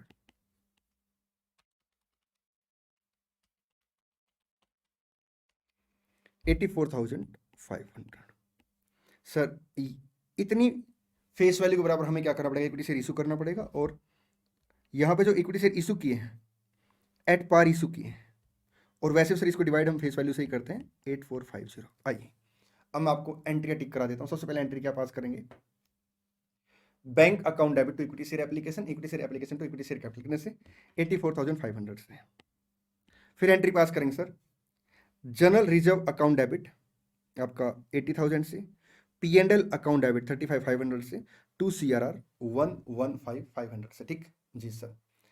sir preference share capital account debit 2 lakh से, premium redemption of preference share capital 20,000 से, टू प्रेफरेंस शेयर होल्डर 220 से। ठीक, फिर सर इन्वेस्टमेंट बेचेंगे, बैंक अकाउंट डेबिट आपका 40,500 से, टू इन्वेस्टमेंट 45,000 से, loss on sale sir P&L account में चार्ज कर लेंगे 4,500। ठीक, preference share holder to bank 2,20,000 sir, P&L account debit to premium redemption of preference share capital कितने सर 20,000 से। ठीक है, आइए मैं एक बार एंट्री टिक करा देता हूँ, फिर बैलेंस शीट का एक्सट्रैक्ट बनाएंगे। ठीक है जी सर। आइए 84,500, अच्छा इन्होंने डायरेक्ट एक एंट्री पास कर दी, अब 2 एंट्री पास कर सकते हैं, पहले एप्लीकेशन का पैसा मंगा सकते हैं, फिर एप्लीकेशन के पैसे को कैपिटल में कन्वर्ट कर सकते हैं। ठीक, ये प्रेफरेंस शेयर को रिडीम कर दिया, ये सर प्रेफरेंस होल्डर को पेमेंट कर दी, ये इन्वेस्टमेंट बेच दी, ये सर आपने प्रीमियम पिनल अकाउंट के साथ एडजस्ट कर लिया, सर ये आपने क्या किया, सीआरआर क्रिएट कर दिया। ठीक, आइए अब बैलेंस शीट का एक्सट्रैक्ट बनाते हैं।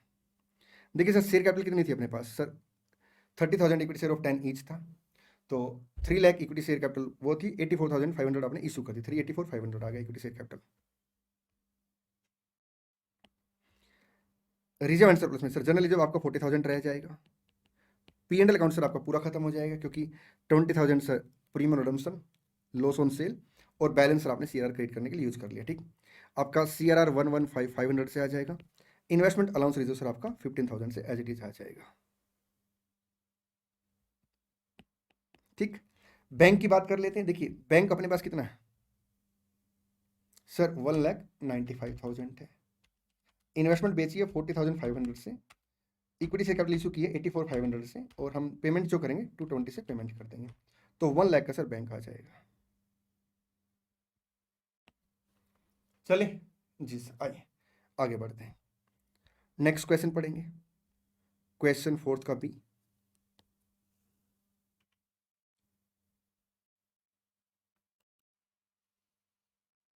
जय limited purchase the machine on hire purchase basis from KM on the following terms. ठीक, सर जय ने क्या किया, हायर परचेज पे ना केएम से एक मशीन परचेज की है, कैश प्राइस दे दिया 120 से। ठीक है, तो इनिशियली सर हम लोग क्या करते हैं, कैश प्राइस पे रिकॉर्ड करते हैं। ठीक है, जो इनिशियल एंट्री होती है ना, asset account debit to hire vendor, sir आपका कैश प्राइस पे होता है। ठीक, या हायर वेंडर की बुक्स में sir hire buyer account debit cash price से टू सर आपका असेट बुक वैल्यू से या फिर टू सेल। ठीक, अगर सर असेट बुक वैल्यू से क्रेडिट हुई तो उसके इसमें प्रॉफिट और लॉस आ जाएगा डिफरेंस। ठीक, down payment at the time of the signing off the agreement sir कितने से, 32433 से, और 5 एनुअल इंस्टॉलमेंट है। अब ये देखिए सर, जो एनुअल इंस्टॉलमेंट है इसमें सर इंटरेस्ट का अमाउंट भी इंक्लूड होगा।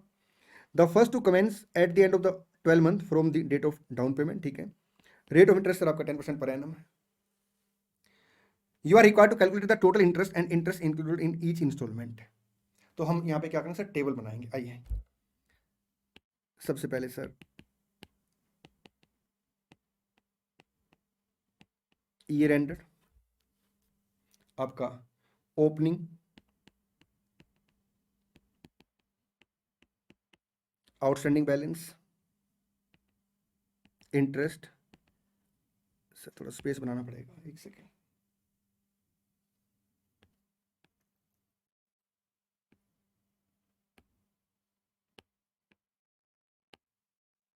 सर इंटरेस्ट, उसके बाद क्या आएगा सर, इंस्टॉलमेंट। इंटरेस्ट का रेट क्या दे रखा क्वेश्चन में सर, 10%। ठीक है जी सर, इंस्टॉलमेंट पहले प्रिंसिपल की रीपेमेंट होती है उसमें से, फिर क्लोजिंग आपका आउटस्टैंडिंग बैलेंस आ जाएगा। आइए शुरू करते हैं सर। ये देखिए 1 जनवरी 18, जब भी क्वेश्चन में सर आपको कैश प्राइस की इंफॉर्मेशन दे रखी हो, इंस्टॉलेशन की इंफॉर्मेशन दे रखी हो, इंस्टॉलमेंट की मतलब कैश प्राइस, इंस्टॉलमेंट, और दोबारा बोलता हूँ, कैश प्राइस, इंस्टॉलमेंट, और आपको सर रेट ऑफ इंटरेस्ट की इंफॉर्मेशन दे रखी होती है, उस केस में हम लोग पता क्या करते हैं सर, उस केस में हम टेबल बना के इंटरेस्ट कैलकुलेट करते हैं। ठीक है, तो ओपनिंग आउटस्टैंडिंग प्रिंसिपल कितने से आएगा सर, कैश प्राइस पे हम इनिशियली से रिकॉर्ड करेंगे, डाउन पेमेंट से पहले सर, मतलब डाउन पेमेंट के टाइम पर सर कोई भी इंटरेस्ट नहीं होता। इंस्टॉलमेंट कितने से डाउन पेमेंट, 32,433। ठीक है sir, principal minus interest 32,433, closing outstanding principal 120 minus 32,433, 87,567, 31 दिसंबर 18, 87,567, 87,567, और इंस्टॉलमेंट कितने की है, 23,100 की।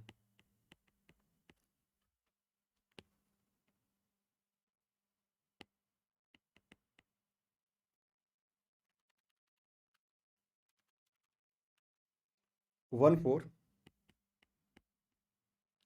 343। ठीक,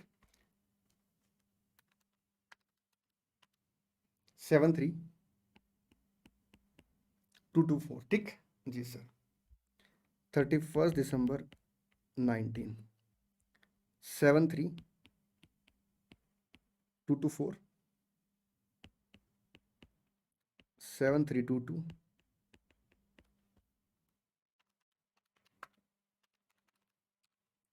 15778, 73224, 57446। ठीक जी सर। आइए 31 December 20, 57446, 5745, 23 100, 23 100 माइनस सर क्या आएगा 5745, ये आ गया 17355, 57446। एक सेकंड,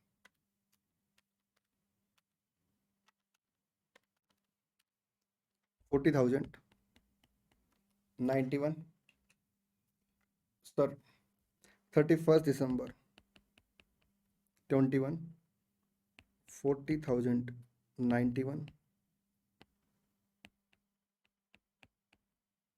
आपका 4009, 23 100, 19091, 21,000 सर। 31 December 22, 21,000, 2100, 23 100। लास्ट इंटरेस्ट बिल्कुल एक्यूरेट आ रहा है, हालांकि हम यहाँ पे बैलेंसिंग फिगर लिखते हैं कई बार ना राउंडिंग ऑफ की वजह से कुछ डिफरेंस आ जाता है। ठीक है, आपका सर प्रिंसिपल जो पे हुआ 21,000 हुआ, ये 0 आ जाएगा। Also prepare the ledger account of KMP limited in the books of जय लिमिटेड। ठीक सर, जय की बुक्स में आपने क्या करना, KMP का लेजर बनाना, तो आप क्या एंट्री पास करेंगे sir? Sir asset account debit to vendor कितने से सर? 1,20,000 से, to bank account 32433 by interest expenses पहले साल सर आपका 14343, नहीं इंटरेस्ट, एक second, by interest expenses 8757, to bank आएगा 23 100 से। ठीक है, आइए मैं आपको टिक करा देता हूँ। मशीन आ गई, डाउन पेमेंट आ गई, इंटरेस्ट आ गया, इंस्टॉलमेंट की पेमेंट आ गई, क्लोजिंग बैलेंस, ये ओपनिंग बन गया, इंटरेस्ट आ गया, पेमेंट आ गई, क्लोजिंग बैलेंस। ठीक, क्योंकि ये जो पेमेंट हो रखी है इसमें सर इंटरेस्ट और प्रिंसिपल दोनों का अमाउंट है। ठीक है, चलिए लास्ट में सर आपका 0 बैलेंस बच जाएगा। क्वेश्चन नंबर 5 का ए देखेंगे।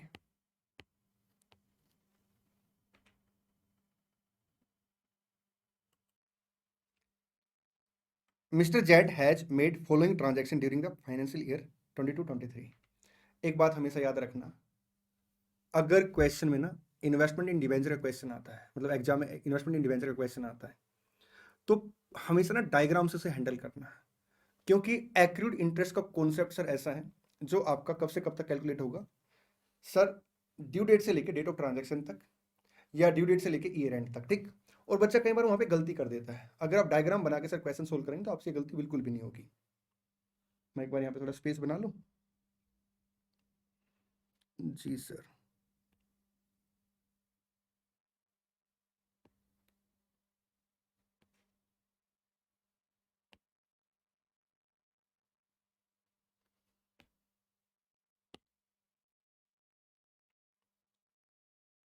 Mister Z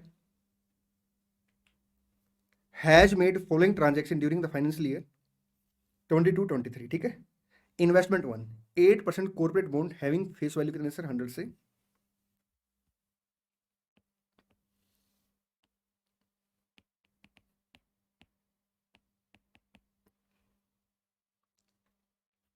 first April 22, 31 March 23। Sir क्या लिखते हैं? 1 जून 22 को उसने 36,000 के बॉन्ड परचेज किए हैं 86 के हिसाब से cum interest.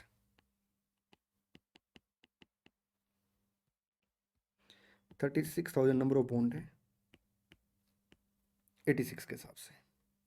Interest is payable on 30th September and 31st March every year. एक सेकेंड, बल्कि एक डेट पहले है ना,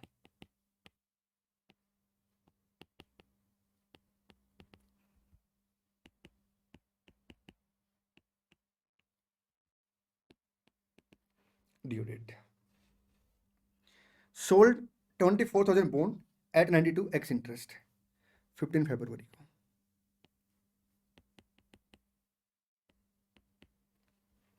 उसने क्या किया, 24,000 बॉन्ड बेच दिए 92 के हिसाब से, एक्स इंटरेस्ट, और ये है कम इंटरेस्ट, ठीक। Interest on the bond is received on 30 September and 31 मार्च। देखिए, अगर एक कंपनी एक से ज़्यादा इंस्ट्रूमेंट में इन्वेस्टमेंट करती तो हर इन्वेस्टमेंट का अलग लेजर बनेगा, ठीक जी सर। तो हम पहले एक बार बात कर लेते हैं किसके बारे में सर, इन्वेस्टमेंट इन बॉन्ड के बारे में, और फिर बात करेंगे सर इक्विटी शेयर के बारे में, ठीक। Both investment have been classified as current investment in the books of mister Z on 15 मई 23, अगले साल। Mister Z decide to reclassify investment in equity share of G limited as long term investment on 15 मई। Sir उसने क्या किया, sorry 15 मई को sir share coated है 180 के हिसाब से। मैं आपको बताऊं, ये जो इन्फॉर्मेशन है ये रिक्लासिफिकेशन की इन्फॉर्मेशन है अगले साल, लेकिन क्वेश्चन की रिक्वायरमेंट में सर ये मांगा ही नहीं। एक्चुअली ये ना आपका एग्जाम का क्वेश्चन है, उसमें 3 रिक्वायरमेंट थी क्वेश्चन में ना, इन्होंने क्या किया एमटीपी में इस क्वेश्चन को डाल दिया, और जो 3rd नंबर की रिक्वायरमेंट है वो हटा दी, लेकिन ये लाइन हटाना भूल गए ये लोग ना, ठीक है। और रिक्लासिफिकेशन का क्वेश्चन मैंने आपको ऑलरेडी करा भी दिया, पहला क्वेश्चन वही था। You are required to prepare investment account in the books of mister Z for the year 22-23 assuming that the average cost method is follow, ठीक। और साथ में सर आपने बताना है कि जो P&L अकाउंट में है उसमें क्या क्या इन्फॉर्मेशन जाएगी। आइए शुरू कर लेते हैं सर। हम बनाएंगे सबसे पहले इन्वेस्टमेंट इन 8% गवर्नमेंट बॉन्ड का या कॉर्पोरेट बॉन्ड का लेजर, पर्टिकुलर्स, डेट पर्टिकुलर्स, आपका नंबर ऑफ डिवेंचर या फेस वैल्यू या नॉमिनल वैल्यू, आप कुछ भी लिख सकते हैं, ठीक। बेटर होता है नॉमिनल वैल्यू लिखना, फेस वैल्यू लिखना, ठीक, इन केस ऑफ डिवेंचर, ठीक। इंटरेस्ट अमाउंट सेम क्रेडिट में आ जाएगा, ठीक है जी sir. To balance sheet sir यहाँ पे है नहीं, डायरेक्ट ट्रांजैक्शन हुई कब, 1 जून को, तो 1 जून को टू बैंक आएगा कितने से 36,000 इंटू 86, 30,96,000 की सर आपने ट्रांजैक्शन की है। मेरी बात बड़े ध्यान से सुनना सर, जिस बंदे से हमने क्या किया होगा, ये बॉन्ड परचेज किए होंगे, उसे लास्ट टाइम इंटरेस्ट कब मिला होगा सर, 31 मार्च को। अब अगला इंटरेस्ट किसको मिलेगा सर, हमें मिलेगा, क्योंकि हम लोग इसे परचेज कर रहे हैं, तो ड्यू डेट पे सर हम ओनर होंगे, तो 2 मंथ का इंटरेस्ट हमें क्या करना पड़ेगा, उस बंदे को पे करना पड़ेगा, इरिस्पेक्टिव ऑफ की ट्रांजैक्शन आपकी कम इंटरेस्ट है एक्स इंटरेस्ट है, आपको इंटरेस्ट तो पे करना पड़ेगा। हाँ, अगर ट्रांजैक्शन कम इंटरेस्ट है तो सर ट्रांजैक्शन का जो अमाउंट है उसमें से हम इंटरेस्ट का अमाउंट माइनस कर दें, क्योंकि उसमें इंटरेस्ट का अमाउंट इंक्लूड है, ठीक। तो यहाँ पे सर आपका इंटरेस्ट कितने से आएगा, 36,000 इंटू 100 फेस वैल्यू पे इंटू 8% आपका 2 मंथ का, सर 48,000 का आपका इंटरेस्ट का अमाउंट आ गया, बैलेंस सर 30,48,000। तो टू बैंक अकाउंट 36 लाख की फेस वैल्यू आएगी, इंटरेस्ट सर 48,000 से आ जाएगा, और सर 30,48,000 सर आपका अमाउंट आ जाएगा। ये देखिए,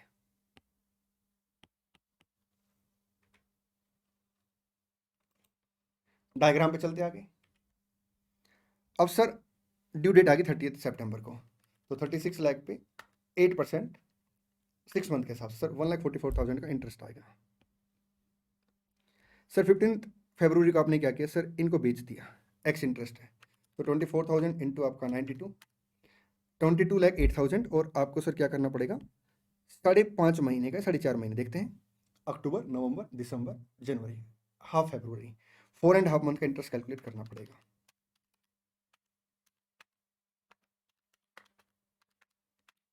72,000 आ गया, ठीक है। अब क्या करेंगे सर, प्रॉफिट और loss on sale of investment calculate करेंगे। आपका सेल वैल्यू कितने से सर, 22,08,000 से, कॉस्ट कितनी है सर, 30,48,000 कॉस्ट है, 36,000 नंबर ऑफ डिवेंचर की, 24,000 नंबर ऑफ डिवेंचर की कॉस्ट आएगी सर आपकी 20,32,000। तो प्रॉफिट ऑन सेल कितने से आएगा सर, 1,76,000 से, ये प्रॉफिट ऑन सेल आ गया, ठीक जी सर। आइए इसके बाद अगर आप देखेंगे सर, तो 31 मार्च आ गया, तो आप क्या करेंगे, पहले सर हम लोग इंटरेस्ट रिसीव कर लेंगे, क्योंकि ड्यू डेट है कितने पे सर, आपका 12,000 पे,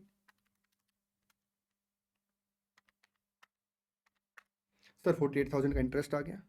और फिर सर वैल्यूएशन करेंगे। देखिए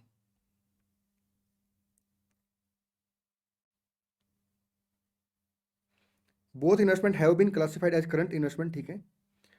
और 31 मार्च को कुछ मार्केट वैल्यू वगैरह दे रखी है? नहीं सर। तो हम क्या करेंगे सर, कॉस्ट पे फिर इसका वैल्यूएशन कर देंगे।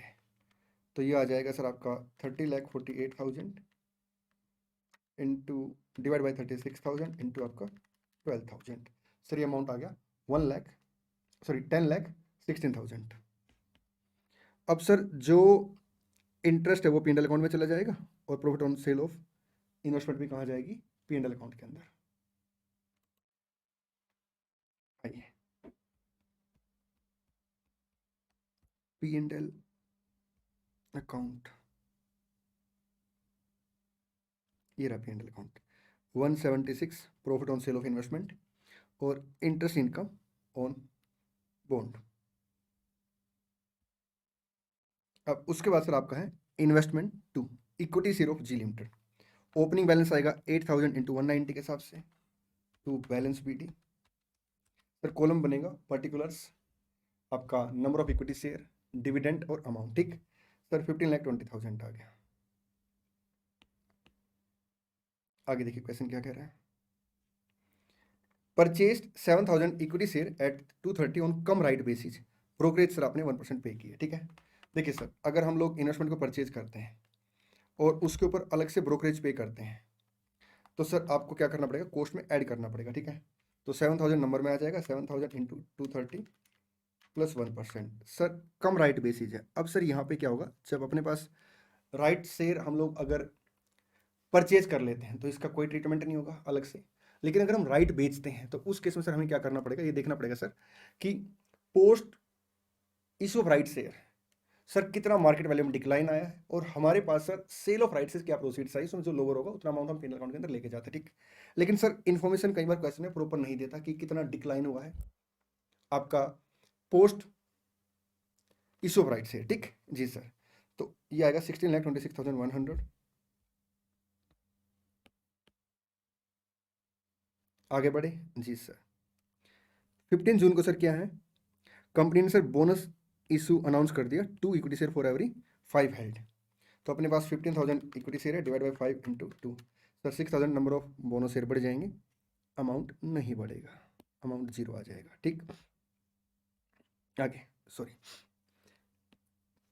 25 अगस्त को राइट टू द एक्सटेंट, एक सेकंड 1 अगस्त को the company made a right issue of 1 share for every 7 share held at 230 पर शेयर, ठीक है जी सर। अब यहाँ देखिए सर 8,000 शेयर अपने पास पहले थे, 7,000 हमने परचेज किए, 15,000, 6,000 का सर बोनस आ गया। तो अपन के पास सर 7:1 की रेशो में राइट शेयर का ऑप्शन है, ठीक है। तो 3,000 शेयर का अपने पास ऑप्शन है। एंटायर मनी सर आपका 31 अगस्त को पेबल है। Right to the extent of 30% of his entitlement was sold 75 per share और रिमेनिंग राइट वर सब्सक्राइब्ड। आइए 3,000 राइट का ऑप्शन था इनटू सर 30% हमने क्या किया, राइट बेच दिए, कितने के हिसाब से, 75 के हिसाब से। तो सर 67,500 अमाउंट हम क्या करेंगे, P&L अकाउंट के अंदर लेके जाएंगे सेल ऑफ राइट के नाम से, ठीक है जी sir. Post issue of right share sir कितना मार्केट में डिक्लाइन आया वो सब इन्फॉर्मेशन क्वेश्चन ने नहीं दे रखी, ठीक। चलिए यहाँ पे एक चीज और करेंगे क्या सर, अब जो राइट शेयर का अपने पास ऑप्शन है जिसको हमने सब्सक्राइब कर लिया वो कितना है, तो 3,000 इंटू 70%, 2,100 सर अपने पास क्या आएंगे सर, इक्विटी शेयर आएंगे, बिल्कुल ठीक है। और एक शेयर सर कितना परचेज किया सर, 230 का। तो अमाउंट आ जाएगा सर 4,83,000, 2,100 4,83,000, ठीक जी सर। 16 सितंबर को क्या हुआ है, dividend at the rate 6 per share for the year ended 31 March 22 was received on 16 सितंबर। सर देखिए लास्ट ईयर का डिविडेंड कंपनी ने पे किया है, no dividend payable in on right issue and bonus issue. Sir ये line ना भी लिखता तब भी सर लास्ट ईयर का डिविडेंड इन शेयर के ऊपर नहीं मिलता, हमें किसके ऊपर मिलता सर, जो कैपिटल आउटस्टैंडिंग है लास्ट ईयर, ठीक। तो यहाँ पे अगर आप देखेंगे तो सर जो ओपनिंग है इसके ऊपर सर जो डिविडेंड आएगा वो अपना इनकम बन जाएगा और जो हमने शेयर परचेज किया सर वो प्री एक्विजिशन डिविडेंड कॉस्ट में से रिड्यूस कर देंगे। तो 8,000 इंटू आपका 6 है, 48,000 सर आपका डिविडेंड इनकम आ जाएगा और 42,000 सर प्री एक्विजिशन डिविडेंड आ जाएगा अमाउंट के कॉलम में। चलें जी सर, आगे देखिए क्वेश्चन क्या लिखता है। 1 दिसंबर को क्या हुआ, 7,000 सर शेयर बेच दिए, कितने के 260 के हिसाब से, और 1% ब्रोकरेज एक्स्ट्रा इनकम की। ठीक, तो 260 इंटू 7,000 माइनस 1%, 18,01,800 ये अपने शेयर बेच दिए। 18,01,800 सेल प्रोसीड्स। ठीक, कोस्ट कितने से आएगी sir, 1520 plus 16,26,100 plus 4,83,000 minus 42,000 divide by 8 plus 7 15 plus 621 23,100। Sir cost आ गई 155.2857। ठीक है, इनटू सर आपका 7,000 शेयर है, सर कोस्ट आ गई 10,87,000। तो डिफरेंस अपना profit on sale of investment आ जाएगा 7,14,800 से। चलें जी सर, आइए। इंटरिम डिविडेंड 3 रुपये के हिसाब से मिल गया आपको। तो सर इंटरिम डिविडेंड सर वो डिविडेंड होता है जो कंपनी करंट ईयर के प्रॉफिट में से पे करती है, first day of the year से लेके up to the date of payment से बिलोंग करता है वो डिविडेंड, और वो उस डेट के कैपिटल में पे होता है। तो उस डेट पे सर अपने पास नंबर ऑफ शेयर कितने टोटल, ये देखिए सर 23,100 शेयर थे, माइनस सर 7,000 शेयर हमने बेच दिए, सर 16,100 शेयर है 3 के हिसाब से। सर ये सारे डिविडेंड आपके पोस्ट एक्विजिशन इनकम है। चलें जी सर, आगे बढ़ते हैं। सर शेयर का टोटल प्राइस आपका 260 दे दिया। अब सर क्लोजिंग बैलेंस कितने से आएगा आपका, सर बैलेंस है 16,100 शेयर। ठीक है, इसकी कॉस्ट कितनी आएगी सर 155.2857 इंटू 16,100, सर 25,100। ठीक जी sir, dividend income P&L account में आ जाएगी। आइए ये देखिए, ये profit on sale of investment है, ये सर आपका डिविडेंड इनकम है। ठीक है जी सर, चलिए क्वेश्चन समाप्त हो गया। इन्फॉर्मेशन एक एक्स्ट्रा दे रखी है बट रिक्वायरमेंट उससे रिलेटेड नहीं है। क्वेश्चन 5 का भी पढ़ेंगे। A company had issued 20,000 13% debenture of ₹100 each on 1 April 22। ठीक है सर, एक कंपनी ने क्या किया, 20,000 13% डिवेंचर इशू कर दिए हैं, कब 1 अप्रैल को। ठीक है, the debenture are due for redemption on 1 July 23। Sir ये ड्यू है रिडम्पशन के लिए 1 जुलाई को। ठीक है, the terms of the issue of debenture provided that they were redeemable at a premium of 5%। Sir वो 5% प्रीमियम पर रिडीमेबल है। ठीक है, and also confirmed option to debenture holder to convert 20% of their holding into equity share, nominal value 10 at a price of 15 per share। बात सुनना ध्यान से ना, डिवेंचर होल्डर बैठे हैं, हमने उनको बोला हम आपको एक ऑप्शन दे रहे हैं, आप या तो कैश ले लो या फिर कन्वर्ट करा लो अपने आप को इक्विटी शेयर में। ठीक, लेकिन अगर आप इक्विटी शेयर में कन्वर्ट भी कराओगे ना तो हम आपको केवल 20% अमाउंट के बराबर कन्वर्ट करेंगे, और जो हम शेयर देंगे अपना एक शेयर 10 वाला 15 पे देंगे। ठीक है, debenture holder holding 2500 debenture did not exercise the option. इसका मतलब सर कन्वर्जन ऑप्शन कितनों ने अडॉप्ट किया, सर 17,500 ने। ठीक है, एक के ऊपर अमाउंट रिडीमेबल कितना सर 105 के हिसाब से, 17,500 इंटू 105 के हिसाब से सर 18,37,500। ठीक, calculate the number of equity share to be allotted to debenture holder exercising the option to the maximum. Okay, तो 20% सर हम उन्हें क्या करेंगे, कन्वर्ट कर देंगे 367,500, और एक इक्विटी शेयर 15 का है, तो number of equity share sir 24,500 आ गया।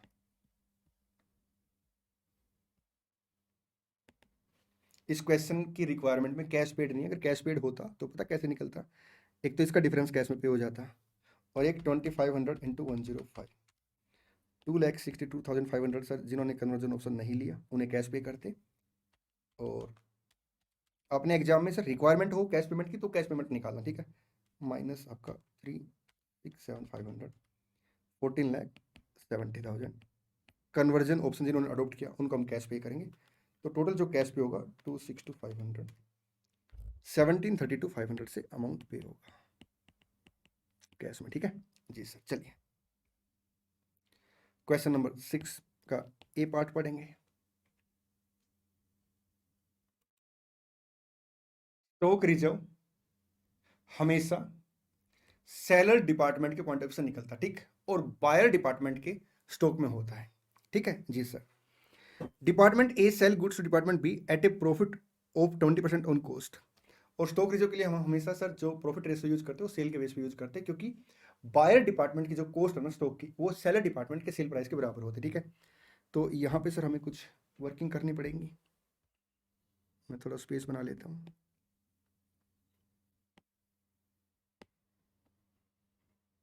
हाँ जी,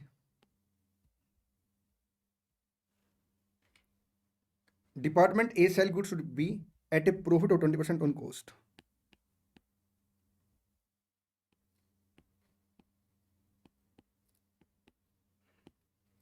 बी को और सी को डिपार्टमेंट ए गुड सेल करता है। कैसे सर? बी को कॉस्ट पे 20% प्रॉफिट पे,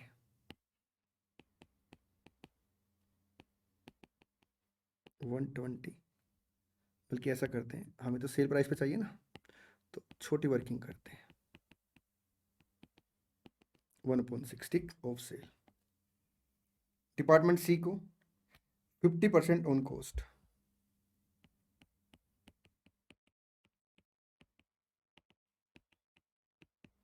1/3 of sale. B sir A और सी को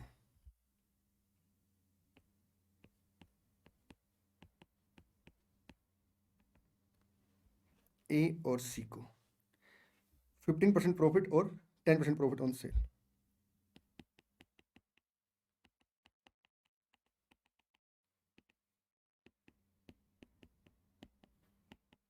3/20।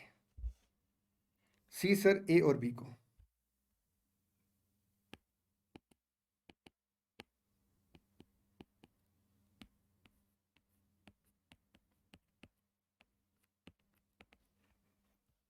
10% and 5% on cost respectively।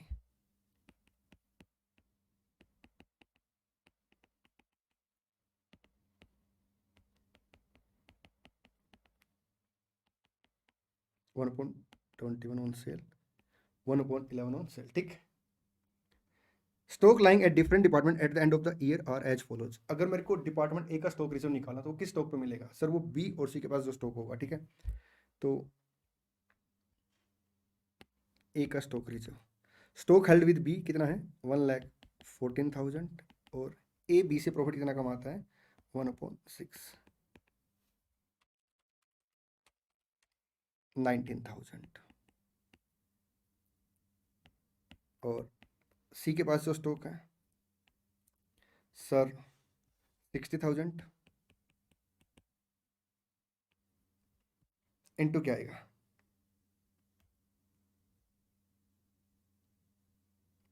Sir? 1/3 of the cell है, 39,000। Department A.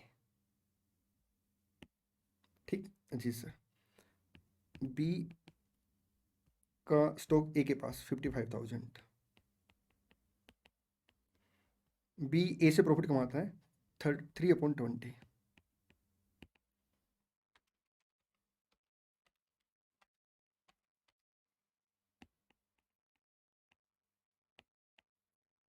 सी 1/10, 15,000, 200,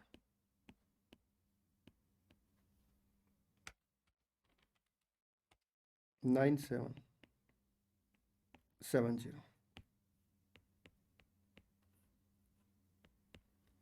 सी का स्टॉक सर ए के पास सर 52,800 इंटू 1/11, 40 800, बी सर 111 300 1/21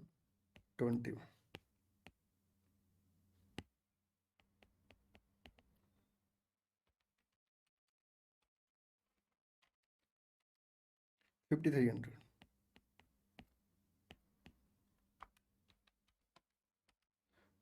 10,100। आइए चले आगे जी सर। आइए क्वेश्चन फर्स्ट का सॉरी सिक्स्थ का बी पढ़ेंगे।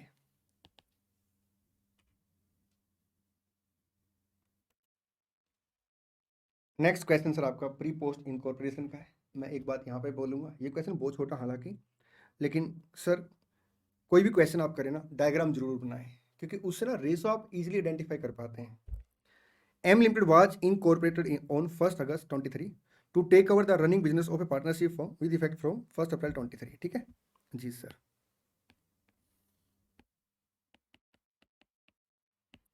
तो 1st अगस्त 23 तक ये आपका प्री इनकॉर्पोरेशन पीरियड बन जाएगा। ठीक, the following information is being furnished to you for the year ended 31 March 23।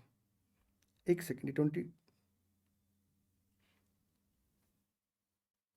Sir ये ना या तो ये 22 होने चाहिए दोनों, या फिर 24 होना चाहिए सर। इसे 24 कर लेते हैं। ठीक है जी सर।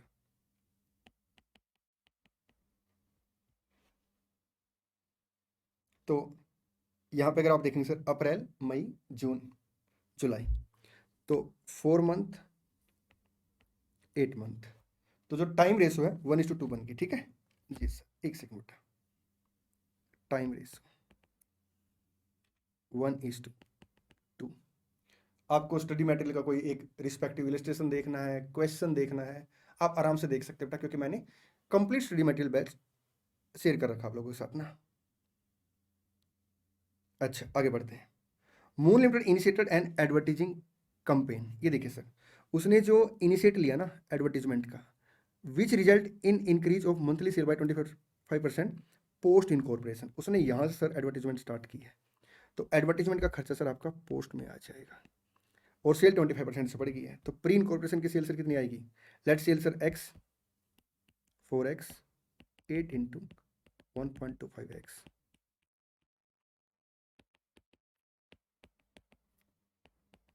2:5। ठीक, you are required to prepare a statement showing the profit for the year between pre incorporation and post incorporation। ठीक, and explain how these profit are to be treated in the account। आइए सर, सर GP आपका sale ratio बढ़ जाएगा 2:5 में। ये देखिए सैलरी टाइम रेशो में, rent rate and taxes time ratio में, कमीशन ऑन सेल है सर, सेल के ऊपर कमीशन है, सेल रेशो में, डेप्रिसिएशन टाइम रेशो में, इंटरेस्ट ऑन डिवेंचर केवल कंपनी इशू कर सकती है पोस्ट में, डायरेक्टर फी पोस्ट में, एडवर्टीजमेंट पोस्ट में। ये देखिए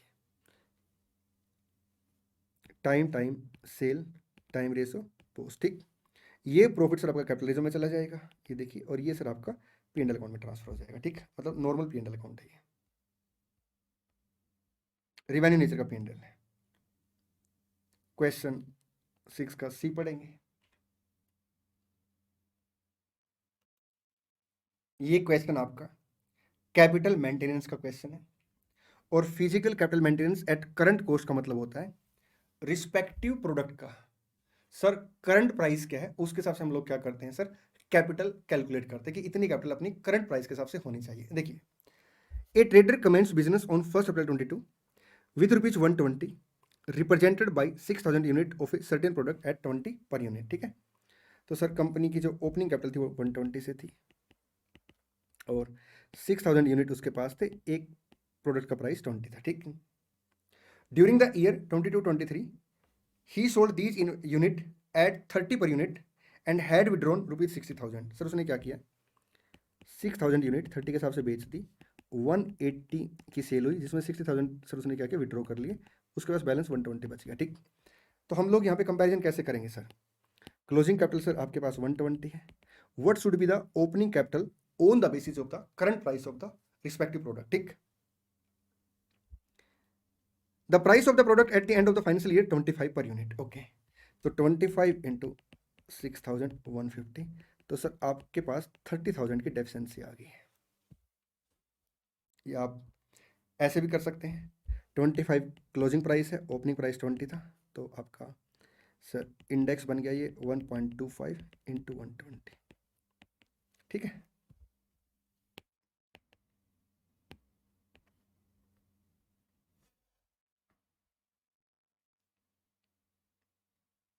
the price of the product at the end of the financial year was 25 per unit. Compute retained profit of the trader under the concept of physical capital maintenance at current cost. Sir आपका retained profit negative आ जाएगा physical capital maintenance at current cost के हिसाब से। ठीक, also state whether answer would be different if the trader had not withdrawn any amount. अगर trader कोई amount withdraw नहीं करता तो क्लोजिंग कैपिटल कितनी होती, 180। ठीक है, एक सेकेंड,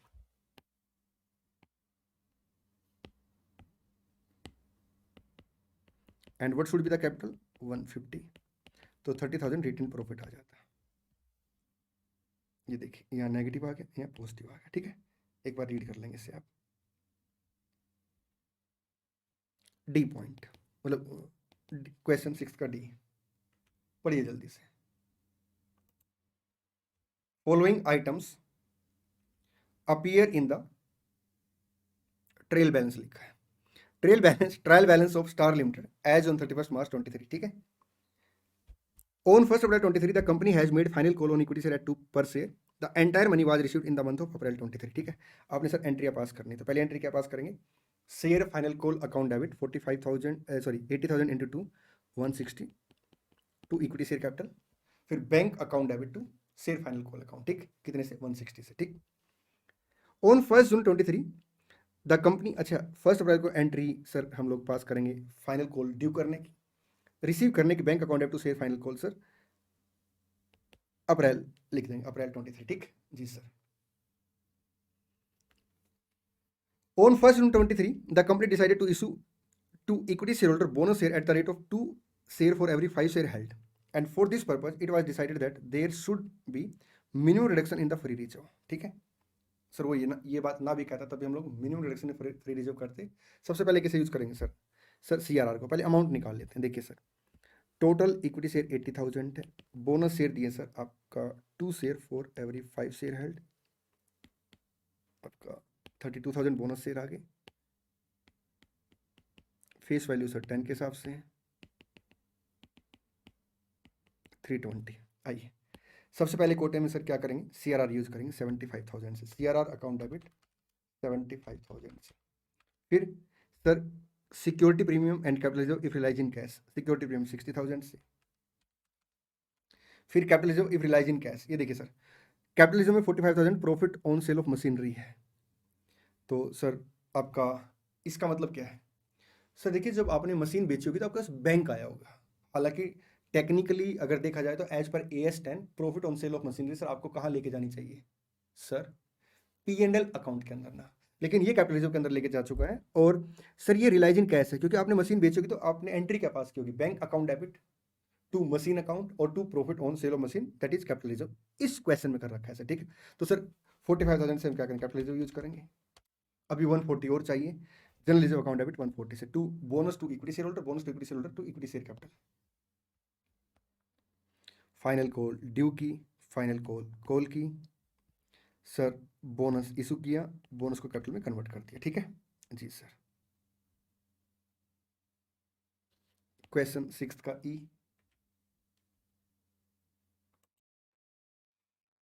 देखिए क्या लिखते हैं, following is the draft P&L account of x limited for the year ended. ठीक, ये बैलेंस BD दे दिया, प्रॉफिट को ओपनिंग बैलेंस आ गया, balance from trading account sir ये आपका GP आ गया,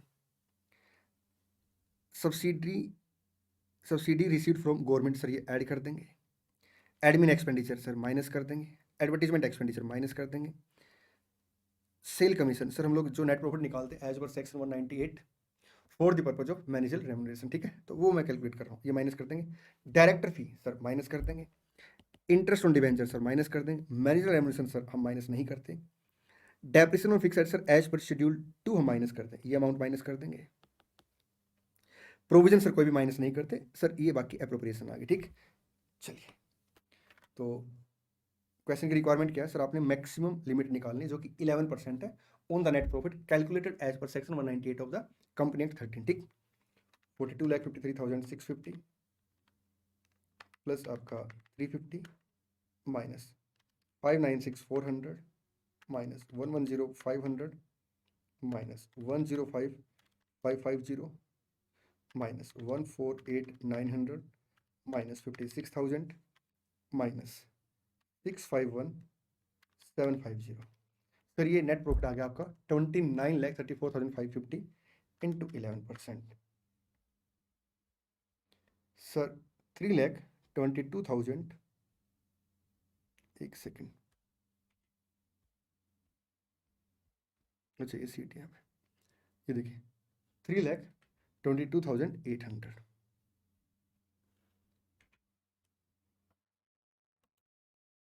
मेरे प्यारे प्यारे बच्चों, इसी के साथ MTP 1 समाप्त होता है। बेटा मेरी साइड से ना जितने बेस्ट एफर्ट लग सकते हैं मैं उससे ज़्यादा एफर्ट्स कर रहा हूँ। स्टडी मटेरियल बैच हो गया, RTP हो गया, MTP हो गया, इंपॉर्टेंट क्वेश्चन हो गया, ठीक है बेटा, सारे मैं आपको प्रोवाइड करा रहा हूँ। बस आपसे एक एक्सपेक्टेशन है, इन सब की एक ही फी है और वो फी है सर आपकी एग्जाम्सन। खूब सारी मेहनत करनी है आपने, जो टाइम बचा उसे अच्छे से यूटिलाइज करना है और इस बार एग्जाम को फोड़ के आना है। चलिए मेरे प्यारे प्यारे बच्चों, मिलते हैं नेक्स्ट वीडियो में। Thank you so much, all the best, God bless you. और हाँ, इस बार एग्जाम पर